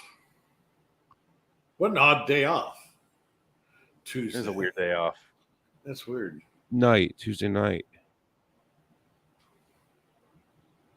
What? Yeah, what? And then I work another job Monday to Saturday from 7 in the morning to 5 at night. Fuck that, man. Oh my God. I'm not blaming you at all right now, by the way. I hope you don't read it that way. I'm just saying I'm trying to find the night where works best for my schedule, everyone's schedule. We're not live, are we? We are. I'm not talking about this anymore. Go to the chat. That's why I said I wish we went live so we could talk about this. Well, yeah, no, yeah, I'll text you about it. This Saturday will be the last Tuesday-Saturday schedule. Okay. After that, I don't know. I have my preferences, but Dick's open. I'm open to anything. He's an open dick, if you will. I'm an open dick open. Frank, hit up the messenger chat. Go sleep. Go sleep. God bless. See you later, Frank. Sleep. Don't dream of Pig Hitler. Good night, baby. Goodbye, Frank Links. No, I never knew your name. Frank, why don't you just go away? Smoking a cigarette. I still have this one, though. Frank's right. Come on. Let's do it right now. Excuse me. Frank's right. Let's do it right now. Whenever I play that clip, it turns off my green screen. Yeah, it looks better that way. That actually looks way better. The green screen by itself looks better. Fine. Look at that. That's actually really nice. You could tell, like the shape. Look at that. That's very well done. That's Thank cut you. out. That's what I said. I cut them out and it looks fine, but then Yeah, you put it on green nice. screen, it looks like a shit. fucking train wreck. Yeah. You know what I call that? Immoral. Oh, I'll play it in the next episode. How about that, Frank? All right. Yes, go please. sleep, man. I'm gonna go piss. He's gonna play another episode of Bump Bump Bump Bump Bump. Why would I do that? Am I that big of a dick? Why would I do that? Nah, I was just gonna come on. You're good. You're good. We here at T-Mobile realize your Super Bowl has lots of different kinds of foods. People prefer different things. Some people prefer light meat.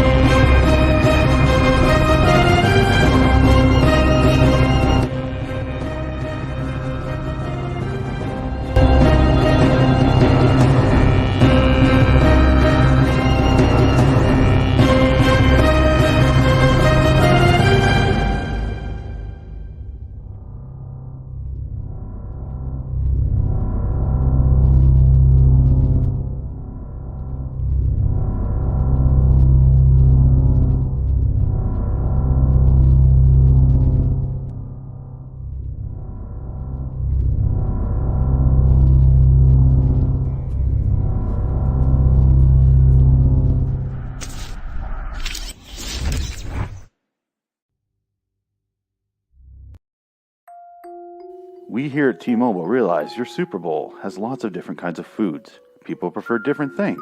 Some people prefer light meats, the light-colored meats, or slightly darker meats that are crying. You know how that goes. Some people prefer their louder meats, a little bit darker. I don't agree that we are equal because some things are a little easier to eat. Some people can't handle other things, like Asian food. Some people can't eat that. Like some rice on there, some people can't handle that sort of thing. And yeah, that one's too pretty. I can't. Wow.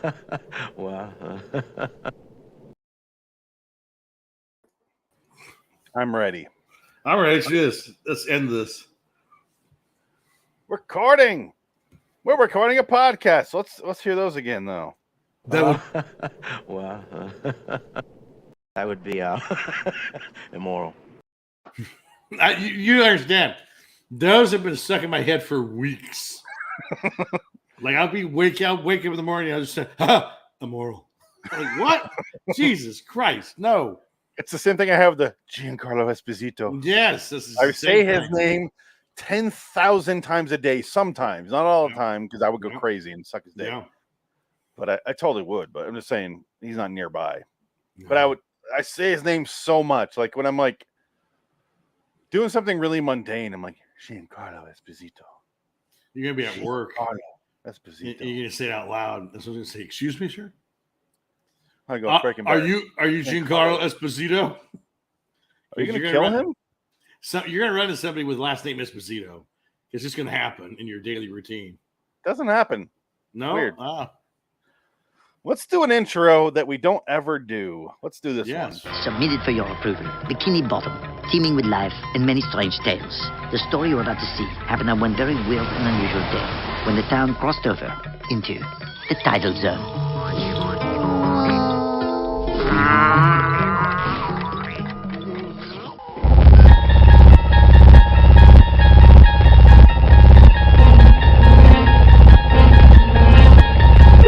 Bordering in Wonderland, the Twilight Zone review.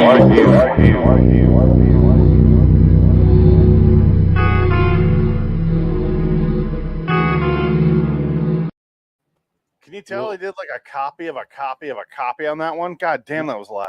That was loud. That's all I can remember. By the way, in the last episode, I read the wrong notes. So this is the one that's A side of Little Black Bag and Nature of the Enemy. Not the last episode. Okay. Nobody gives a shit. So we got a medical bag here. I want to go take it. Get a bottle of hearty welcome to Night Gallery. And to a collect. The way he says Night Gallery pisses me off. Do you hear that? Night Gallery. Welcome to Night Gallery. Hold on. I'll play that again. Night Gallery. A very hearty welcome to Night Gallery and to a collection of art not found in your average museum. These are paintings which represent life, but occasionally death as well. Case in point, this canvas here. A bedroom, but with all the cheer and warmth of a crypt. What's that painting look like? That's Diane Keaton. I forgot. Yeah. With all the cheer and warmth of a crypt. Beneath the paint and the patina is an ingredient called jealousy. Can't show Colored much. a monstrous green. And call the picture Room with a View. Yeah, I still don't know what this episode is Welcome about. to LIW episode 370, Night Gallery 102A, Room with a View. It's 12 minutes long. It's Phoenix West. Do you know what happened in this episode? Because I don't understand what happened in this episode. Really? I think I must have fallen asleep, but I remember watching the first 10 minutes of it. In the last 2 minutes, I have no idea what happened. I heard gunshots and that's it. Short. It's real simple, and I guessed it really early on. He's killing his wife, or what happened? Okay, well, let me just go. My notes. I did write down, it reminds me of Inside Number 9's How Do You Plead, which has the guy on the deathbed. Obviously, that's way better than this. I'm just saying it reminded me of it. Mm-hmm. Go check out Inside Number 9. If you're a fan of anthology shows, it's far, far superior to anything after Twilight Zone 1959. Yes. It's the next best anthology series you're going to find. If you like Black Mirror, just watch your Black Mirror and have fun, you weird fucking freak. But if you're not a fan of Black Mirror and you're like, there's some problems with it, check out Inside Number 9. You're going to love it. Yeah, I think Black Mirror is what people pretend to like because they want to pretend to be smart, where they want to impress people. Because it's like most people would be like, Black Mirror is too weird for me. No, I love it. It's such a great show. It's great hard sci-fi. And like these people would never ever read a William Gibson novel or a Philip K. Dick story or anything remotely sci-fi, but yet they Ender's Game. Or yeah, Scott what's that guy's name? Or Scott Card. Yeah, Orson Not Hard. That weirdo Mormon dude. You get it. I've seen videos of him. He's funny because he goes, everybody gives me smack for my like the homosexual thing, but like I'm actually an open borders guy. I'm like, oh God, you're even worse. He's horrible on so many levels. Mormon, foreign. The guy has some issues. The point is, I'm looking. Never read one of his books. I read Ender's Game. Saw the movie. I read the book because I knew the movie's coming out, so I was like, I'm gonna read that book. Right. I had a girlfriend at the time who was into him and had some problems with his real life as well. Okay. He's like Clint Eastwood, good writer, terrible person, but he's a good director. Clint Eastwood, he doesn't write. No, I'm just saying. Right. Same idea. I can appreciate his art. Yeah. Separate the two things. Louis C.K. Separate those two things. Yeah, it's fine. Exactly. Although some people go, no, you support if you. I'm like, no, I don't. You can tell me I do, but I don't. You can't tell me how I feel. Go fuck yourself. I hate people that do that shit. Well, I like the art. I could say, okay, well, I don't like the artist, but I like the art. Like, there's a big difference. I can listen to him. I don't personally agree, but I can listen to an R. Kelly song as a person and go, I like that song. Terrible human being. And there's a difference there. Because I think that's an extreme example because have you ever spoken to R. Kelly? I have. Wonderful poetic. I believe he can fly and touch the sky. He couldn't. He flew right out the courtroom, but he got arrested anyway. So I don't know. He kept pissing on a 15-year-old girl. You wish she was 15. She was not even 13. 13. He wishes he said he'd fly right out that open door, but motherfucker's in jail now. So what do you believe? Well, he's not trapped in the closet. No, he's trapped in a prison cell. I'll pull out my gun. I'm trapped in the closet. Pull my gun. You know what's funny? I saw the South Park reference that. I saw the oh my God, what am I blanking? The Weird Al Yankovic version of that. Yes. Where the trapped in the drive-through thing. Right. I've never ever heard or seen R. Kelly's version of it, the original. I don't know what it is. I can tell you this: the R. Kelly original version is funnier than you could ever imagine. Like in the wrong way, right? In the wrong way, yes, because it takes itself so seriously, and you're like, this is fucking trash. Like, this is a joke, right? This isn't a joke. Fish dicks. Fish like gay fish like fish dicks. That was what's a gay fish? It's Kanye West, though. No, but that's exactly what I was referring to. They were making fun of R. Kelly there, even though they're using Kanye West. Because he goes in the closet with Mel Gibson, remember? Right. No, they all go get Tom Cruise out of the closet, right? Yeah, then Tom Cruise in the closet. You won't come out of the closet. Yeah, there's a bunch of that stuff. Yeah, good. I get them crossed in my mind because there's 1,000 episodes of that show. But yeah, sure. They had that one. They had the fish sticks ones. It's fish dicks. You get it? And then you have Cartman's Rashomon recollection of that story. Right. Yeah. Everyone has a different version. It's hilarious. It's not a rape. Like Rashomon is. That movie's fucking dark. People don't realize. I need to watch it again. It's about a fucking rape. And all these different versions of a rape. Right.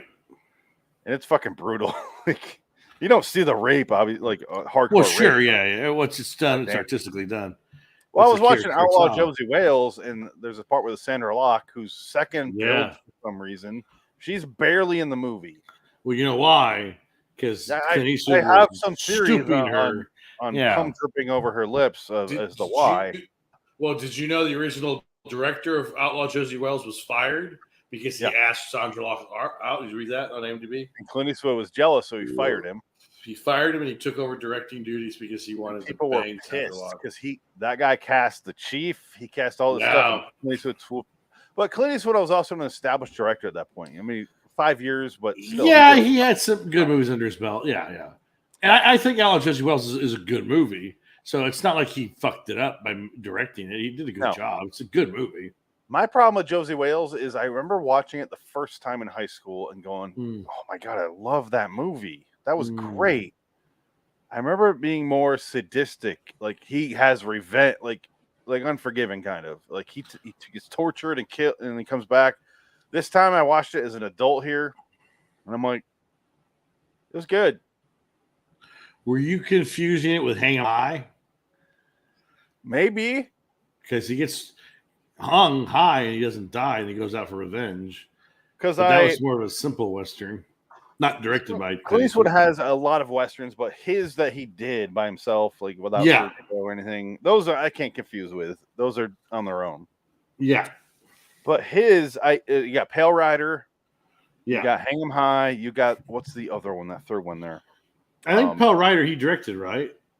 He directed Pale Rider. He didn't direct Hang 'em High. I even like Two Meals for Sister Sarah more than I liked Two Mules. You said 2 meals for Sister Sarah. 2 meals for Sister Sarah. 2 mules for Sister Sarah. Yeah. I think it's an accent thing. I'm saying must be. You are. Are you okay? I heard Mills. Meals on wheels. I think it's an accent thing because I'm saying the same thing you are. Okay, fine. I know she doesn't get 2 meals. 2 mules. 2 mules. Yeah, I have to go way out of my way to pronounce it. It's like what the crayon thing. Okay, let's move on. He sounds like Gru in this. I wrote from Despicable Me. Watch Despicable a little Me bit, movies? yeah, a little bit. Listen to him. Hello. Hello, man. Oh, I'll get some fresh. I guess I'm not a very good nurse, am I? You're a pretty girl. You got other interests. I understand. Hello. Say to yourself, I'll be nice for a while. I would say Diane Keaton. Pretty hot. Fucking get it, man. I fucking get it. Oh, in the 70s, she was a piece of This is 1970 on the dot. She's good here. Yeah, Pre-Godfather. This is 2 years before that shit. Yeah. Look at her. She's good looking. I get it. Pacino got up in there. In 1997, I went to LA because my brother is graduating from the Marines down in San Diego. And I drove up to LA with my family and we went to Disneyland and I saw Diane Keaton. And I was like, yep. I get it. Like back then, saw her in person. I was like, holy shit, girl's got it. Yeah, I think the last person I saw famous-wise was Talia Shire. Oh, really? At the Italian restaurant that I was working Frank at. Sinatra Jr.'s mama. What? Talia Shire is Francis Coppola's sister. She was Connie from The Godfather, and she was married.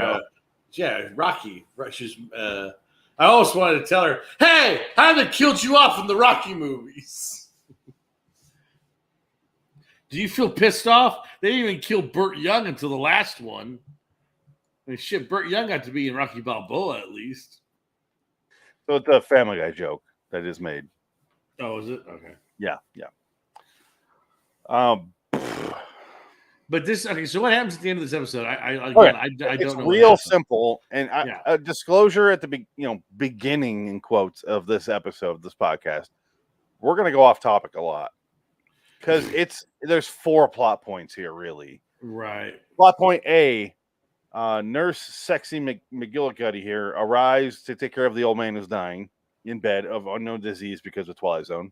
That's a through line for every series.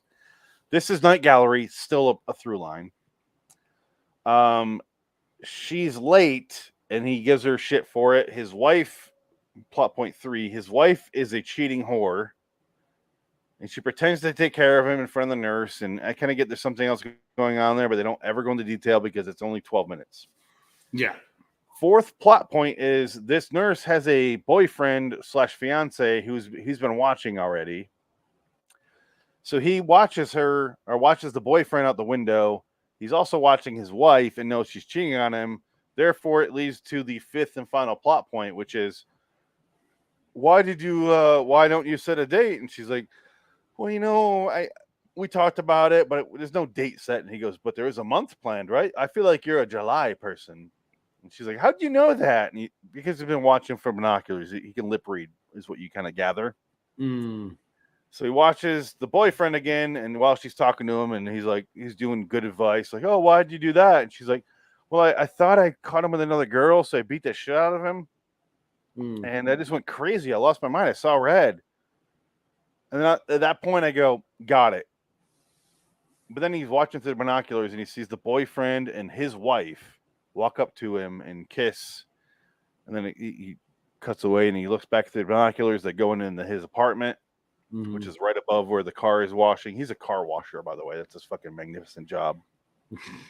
And he goes, you know what? Why don't you take the rest of the day off and go celebrate with your fiance? Set a date.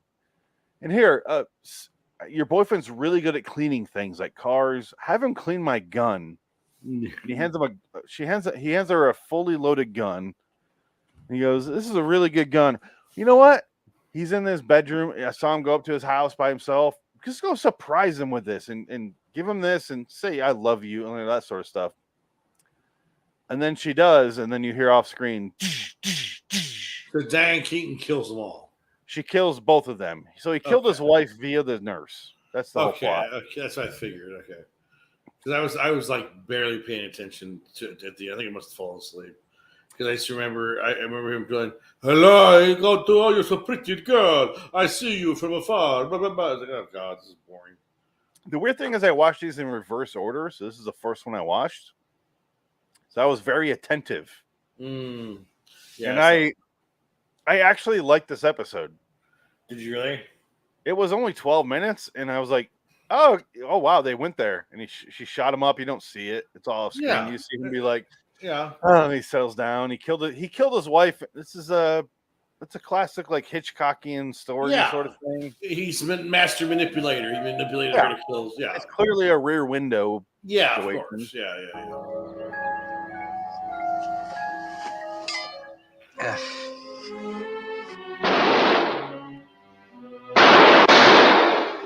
Sounds like a car backfiring. Shall I butter your toast? That's the best part. Well, this is sounds like a car backfiring. Whatever.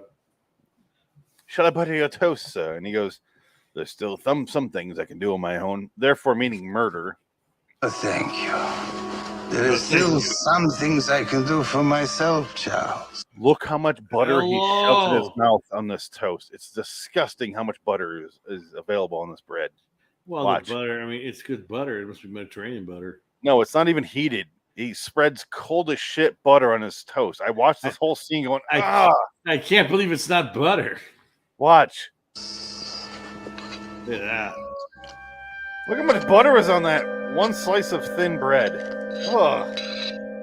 Oh, there's people that eat butter sandwiches, you know.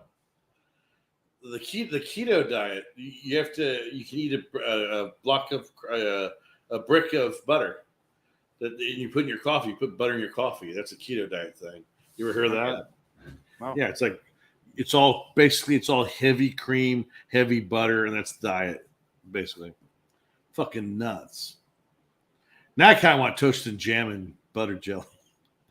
I don't like butter that much. I'll be honest. I love butter. I put butter on everything. I butter my steaks. You love butter. No. Yeah, believe it or not, Ugh. I butter my steaks. I put butter on the steaks. I cook with butter. I mean, it's good stuff. And olive oil too. I tend to go more olive oil these days, but butter is always nice. See, I'm weird with food. I don't like what a lot of people like. I don't like bacon that much. It's good. Nuts. Very minimal. No butter. I don't like butter that much. I don't like oil. Like I don't like salt. Yeah. I don't put salt on anything. A hint here and there is fine. Right.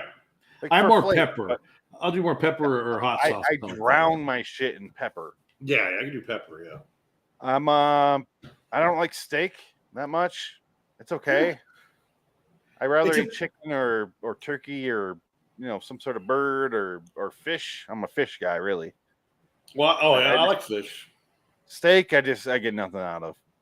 Well, I don't like filet mignon. It doesn't work. I like ribeye, and that's really about it. New York steak's okay. Ribeye, it's all I'll eat is a ribeye. Ribeye's good. Is what I like. Yeah, I prefer ribeye to anything.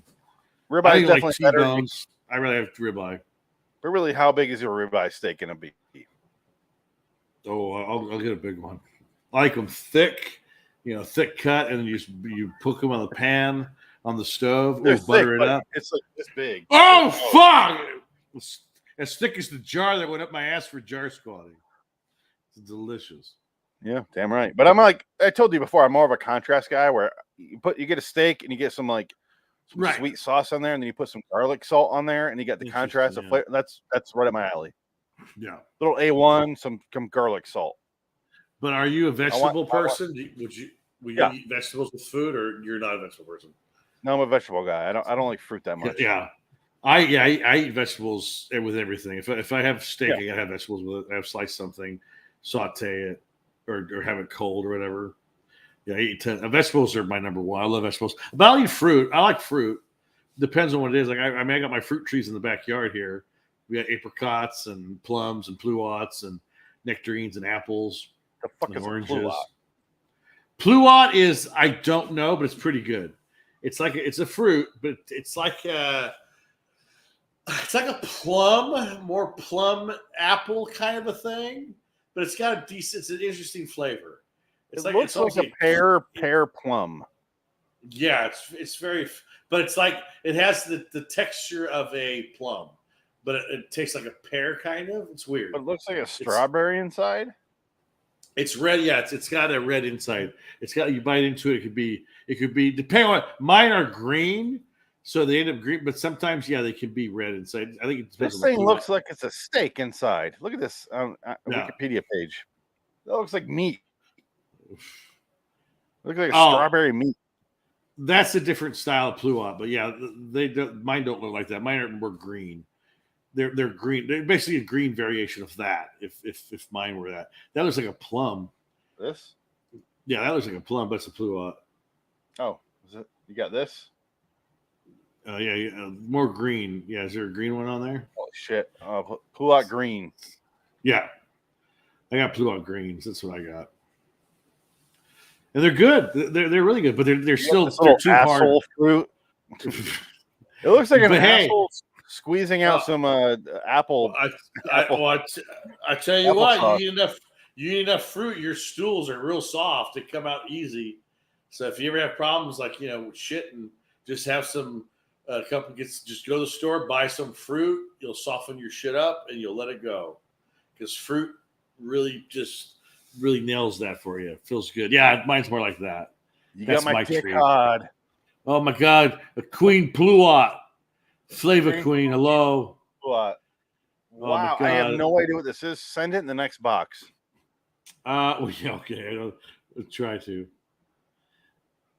I want to see if I can get away with sending it medium mail, because there's books in your box. So I'm like, I wonder if I can get away with sending it, because it's heavy. I wonder if I can send this medium mail and they believe it. They wouldn't open it. Here's the thing with my media mail. I went, oh, by the way, there's like DVDs and like books and shit in there. And he goes, oh, media? I go, yes. Cool, man. Here's 45 cents worth of postage. I go, yep, that's what it is. Yeah, it's media mail. I think it was media that I was sending. There are, yeah. Well, that's the thing. I have there's media in there for you, so it is media. It's not wrong. So it's like, yeah, it's mostly media. It's books. Oh, I don't feel guilty at all. Fuck you. Your postage is way too high. Yeah, it is. You know, you're right. I'm gonna media mail it. I'm gonna say it's books. I'm saying books. Say it's movies. I literally go. It's educational stuff. Yeah. I go. It's educational movies and books, and he goes, "Yeah, what?" And I go, "It's books and movies." And he goes, "Oh, media." So he didn't hear me say educational. Right. So that part doesn't matter. And I'll go, no, it doesn't. So because the reason they do it because if you do have books in it, it weighs more. So they give you it's paper, it's books, so that's fine. That's media mail. You can get away with that. Yeah, it's heavier, so that's why you're saying okay. Exactly. It doesn't make any do. I want to say media mail. Yeah. that was my first time trying it. Yeah. And I said it like, yeah, it's media. And I said it like I'm confident. And he goes, all right, cool, man. Like I wasn't a dick about it. Like I feel like the way I'm saying it now is a dick, but I was like, it's media. It's like media stuff. And he goes, oh, media mail. And I go, it's yeah, media mail, you fucking junkie fuck. That's what he said to me pretty much. And I go, yeah, that. And he, that sounds good. Just cool, do man. it. He goes in his little computer and he's like, boop, boop, and I saw the price just go like, I was like, yeah, big time. Yeah. I told you I sent out both your boxes for the price of pre-media, just Frank's box, which is a far less than yours was. Right. I was like, fuck you, $11 for 2 boxes going across the country? Shit, yeah. Crazy. As opposed to $11 just to you. Well, that's like for a me, couple hundred miles away. Yeah, that's the thing. So yeah, I'm gonna do that. I'm gonna take it to the mall, mail to. I'm gonna say, hey, this is media mail. I got books in here. It's a bunch of educational books and educational movies. So I gotta send it to this guy. That's nice. But I'm always worried. Like they say that sometimes they'll check media mail, they'll open it to see, but I don't even know if that's even true. I'm sure. No, but here's the thing: they open up and they go, "Oh, these are movies," and you go, "Yeah, he's a student of films." Right. Say, I'm a film student. That's all you have to say, and they go. No, I know, but it's got it's got toys in there and shit and comics, but comics are fine because it's literature. Because media mail technically, now that we're saying this live, we're gonna get arrested. They're gonna come and get us. You're not doing anything wrong. If you send a box of rocks in one magazine in there, the most substantial thing in there is a magazine, which is media. That's a good point. I don't know. I don't know. That's not immoral. Media pretend to have media mail. No, it's weird because I'm in real life. I was nervous going in there saying it's media until it happened. Then I go, yeah, it's media. He goes, all right, cool, man, I'll do that. And he was cool about it. But yeah, I'm sure it'll be fine. Yeah, in practice, like if I was actually lying, like if it was a box of rocks and you wanted it, I go, so can you like look? I would do a totally different speech. I would feel bad. This, I go, yeah, it's literally media. It's DVDs and Blu-rays and that sort of shit. Give it out, and I have artwork in there because I made my Nick Cage thing. You're right. Yeah. I had no guilt saying it was media because it really was. It was media though. It was media, so that's not lying. It is absolutely 100%. Media is media. So yeah, you're right. So yeah, but because your box is predominantly media mail, so there's a lot of stuff that exactly. So just say media. Save yourself some money. That's what I'm going to do. Say media mail. Just because I said it's just it's books and movies and educational stuff because he's a student. I'm saying like a care package. Aha. That's what I'm saying. If I'm a film student or a whatever, I'm a writer. He needs this for research. Say whatever the fuck you want. They're not going to give a shit. Most of those guys are 20 years old or they're close to retirement. They're going to get full benefits for the rest of their lives. They're set. They don't give a shit. No, they don't care. It's fine. No, but it is a good service that they actually have that though, because it saved me a lot of money, and it was legitimately sending you guys media. So it's not wrong. Yeah, you're not wrong. Lying. Yeah, that's fine. You guys got Adams packages. You got Adams DVDs and Blu-rays. Now, I really hope that Jansen didn't just throw away the cases. Like I feel he did. So what? Jansen got the cases. He got the actual. I gave you guys all cases, right? Yeah, I had all mine were in cases. Yeah. Frank's had 50-50, you know.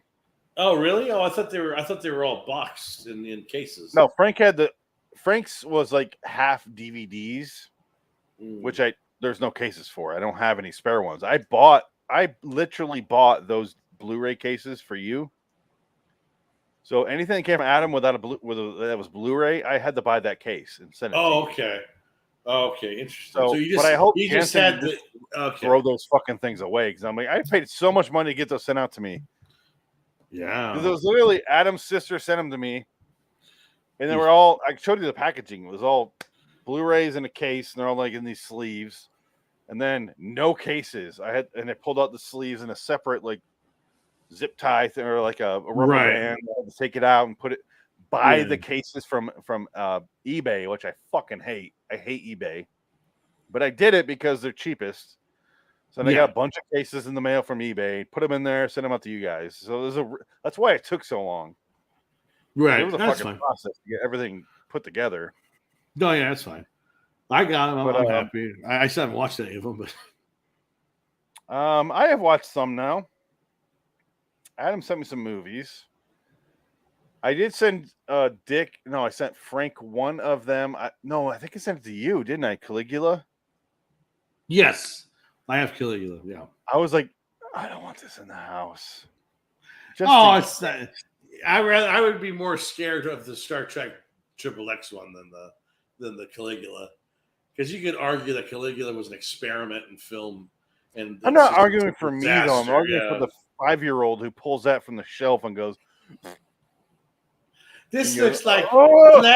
This looks like Gladiator 2. Ah! But I'm like sitting there going, I actually want to watch this for the historical references. Right. Well, but also, sure. You see a dick going in a pussy in a mouth, and I'm like, I don't know why. I'm never gonna watch this. It'll never happen. Well, would you not watch it because it's immoral? There's never a point where I would go, I'm gonna watch Caligula. Right. It's gonna be like this. I'm gonna watch Caligula. Yeah, put it on, see what happens. Yeah. Therefore, out of the fucking house. You guys got to go to your grandma's for a weekend. I'm watching Caligula. My wife's like, if you're gonna watch Caligula, that would be immoral. And I agreed. No, I didn't tell her shit about this. No, she wouldn't know about Caligula. She would know what that is. No, she has no idea. She's not a movie person. She doesn't know what's going on. Is she the one person watching? I doubt she probably is. Fuck. What is a pluot? I'm so confused by that. It's just fruit. It's just a fruit. It's all it is. I know. I had no idea what it was until we got the tree. My brother picked out all the trees that were like 5 years ago when we put them in. I have pictures. You can see the yard, how it looked like when we first got here. And it's like it's night and day now because we changed it. We terraformed the shit out of it. I literally want you to send me one, though. I'll try to send you some. I don't know. One. Guys, It's I'm literally trying. one. I should just, now that I sealed your box, I should have put one in there, but I'll send some over. You need I'll a fucking straight razor, and that's it. Some more tape. That's it. Throw it in there. Wrap it up because it'll spread if it rots. But oh yeah, it won't rot. They're not ready yet. I think by the time that's perfect. I was literally gonna say, if you put a hard one in there, it looks like a plum apple. It pretty much is. It's the consistency though is a plum. The flavor is like a plum apple. That's kind of what it is. I like plums. Yeah, they're good. Plums are good. I got a plum tree too. Plums are good. I got tons of plums. I was a 15-year-old elderly man. I'll eat a fucking plum. I don't care. I love this stuff. Fucking broccoli. Yeah. Oh yeah. Oh, I love broccoli. Great. Cauliflower. Yeah. I had that for dinner last night. Cauliflower is great. I like cauliflower with pork chops. I like almost every vegetable. Yeah, I do have a problem with some asparagus. I like asparagus. Yeah. No, I love the fucking taste. The problem is the piss. I'm like, and I choke on it every fucking time. Did you not chew it?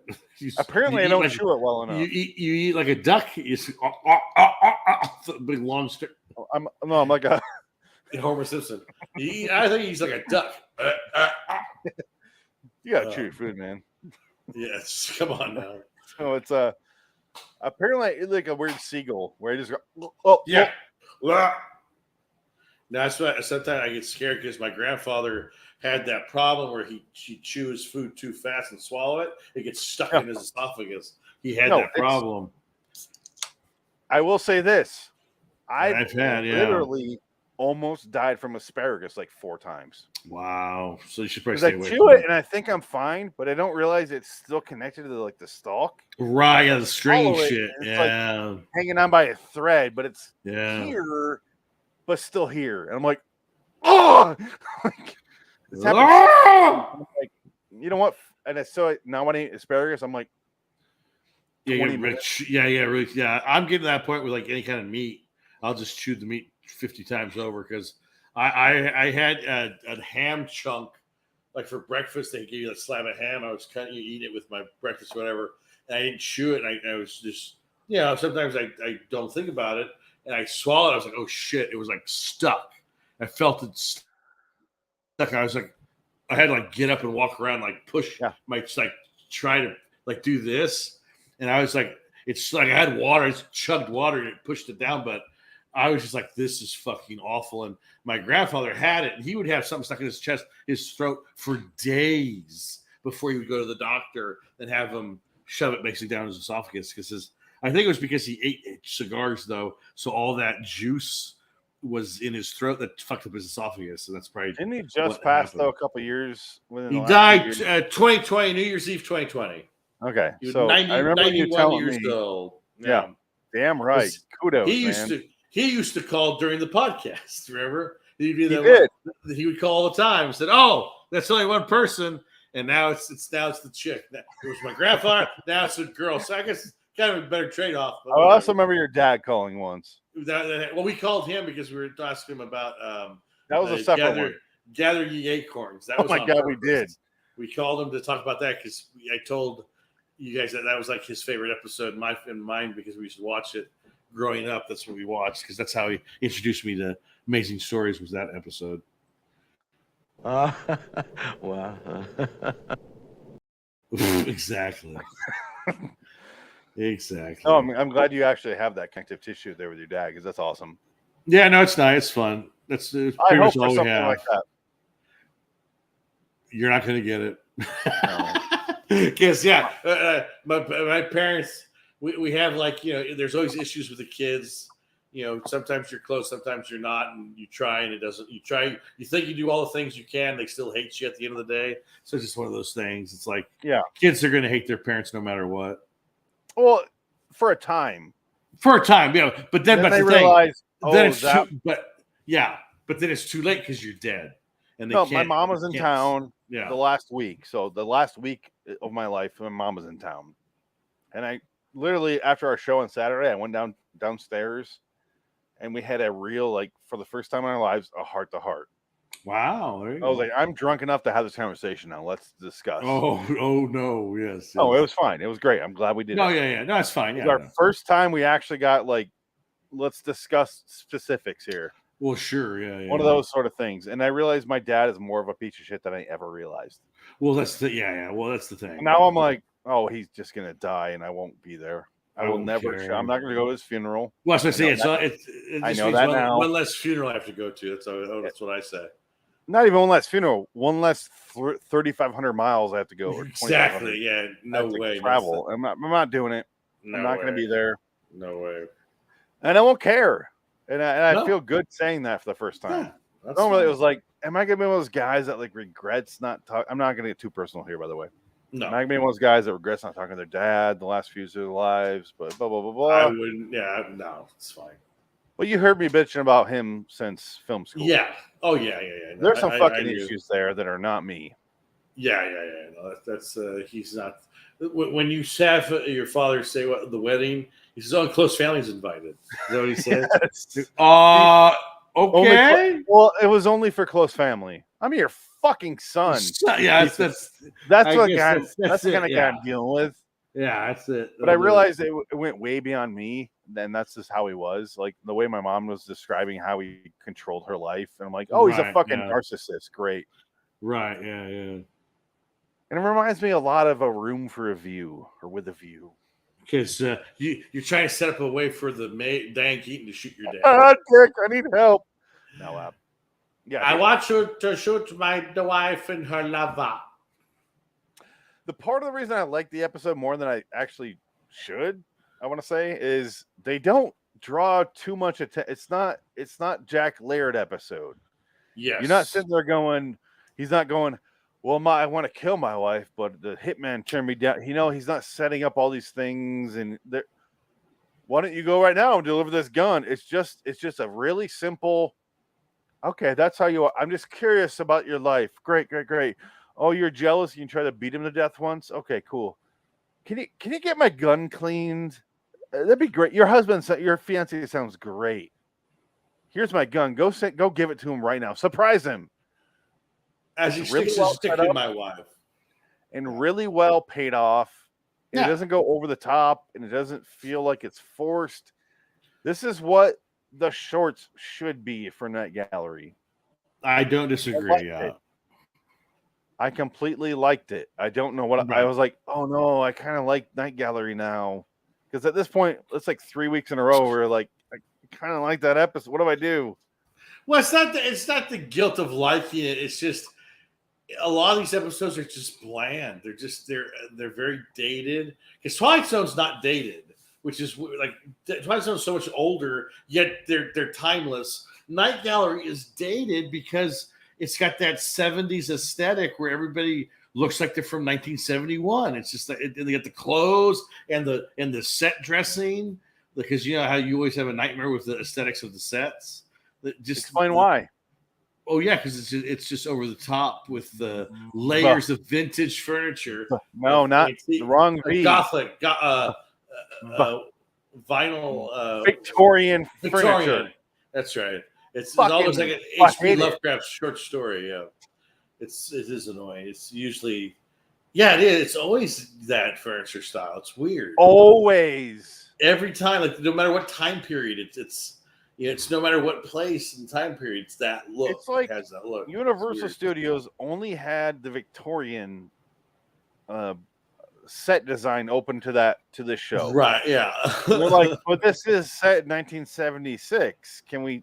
It's like a few years in the future, but they're like, no.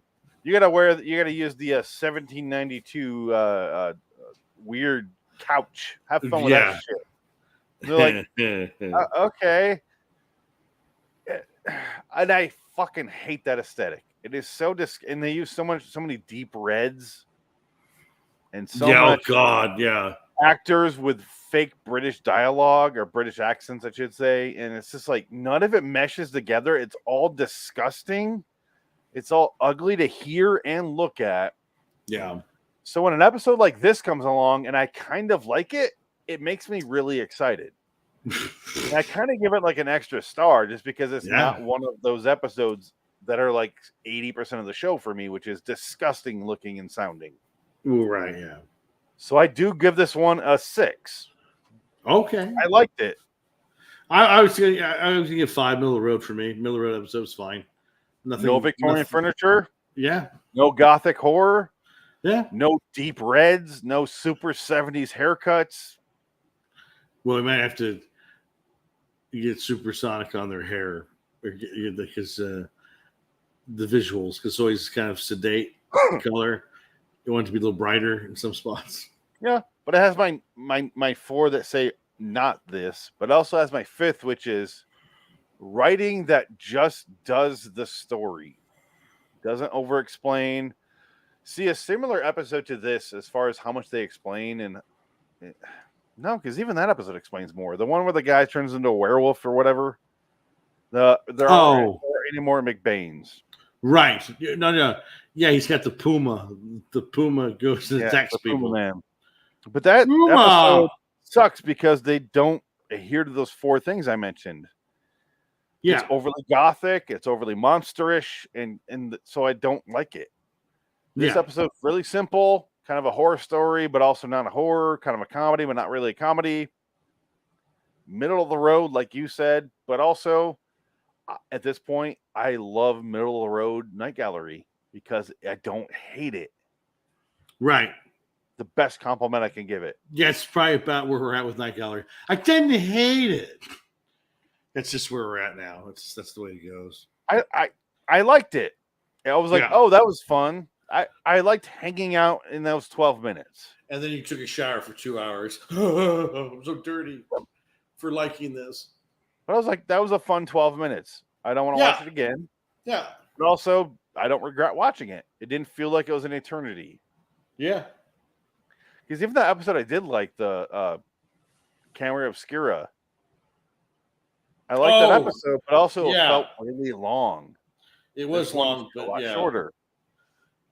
And what didn't help with Camera Obscura was didn't they have commercial breaks in between, so it kind of you had to fast forward some spots because it was. I'm watching it on DVD. I don't know. Oh well, they always have those breaks. I feel like, and they had those moments where I don't know. Maybe I'm just overthinking it. Probably am. But this episode was fine. Yeah, it's a 5 for me. It's middle of the road. It's whatever. Diane's I gave 2 extra stars for Diane Keaton because she looked hot in that nurse Well, outfit. That was hot. That was hot. I actually have it as a 5, but I was saying to myself, I want to give Diane Keaton a star. So that's why I went 6. Yeah. So my star was added on after the 5. Because 5, I was like, whatever. I will give it a 6. Little Black Bag, we've done. That one's like a 4 or 3, I think I gave it, actually. I think I gave that one a 3. It was not a good episode. No, it was not. See here that we are doing an episode 373, I want to say, because I had that on the last episode. Yes, Nature of the Enemy is episode 373. Then we'll be done with that fucking episode. Wow. So, all around, I'm glad this is the last episode of the night, but also I wish it wasn't the first episode I watched earlier today. Kind of pissed me off because then it was just downhill from there. Anyway, anything else you want to say? I saw no real good trivia about this. There's some, but nothing worth. Oh, no, there's nothing. Not worth. Room of the View was shown with the late Mr. Pennington. Ooh. And the other one's about the B side. And gives a shit. That's it. Oh, on IMDb, this episode has a 6.9. So far, in my book, has a 6. Maybe even a 5. That's why I had 5, because it was the overall ranking between Little Black Bag and this. That's why. Now I know why. Okay, so anyway, next time, I won't say next week.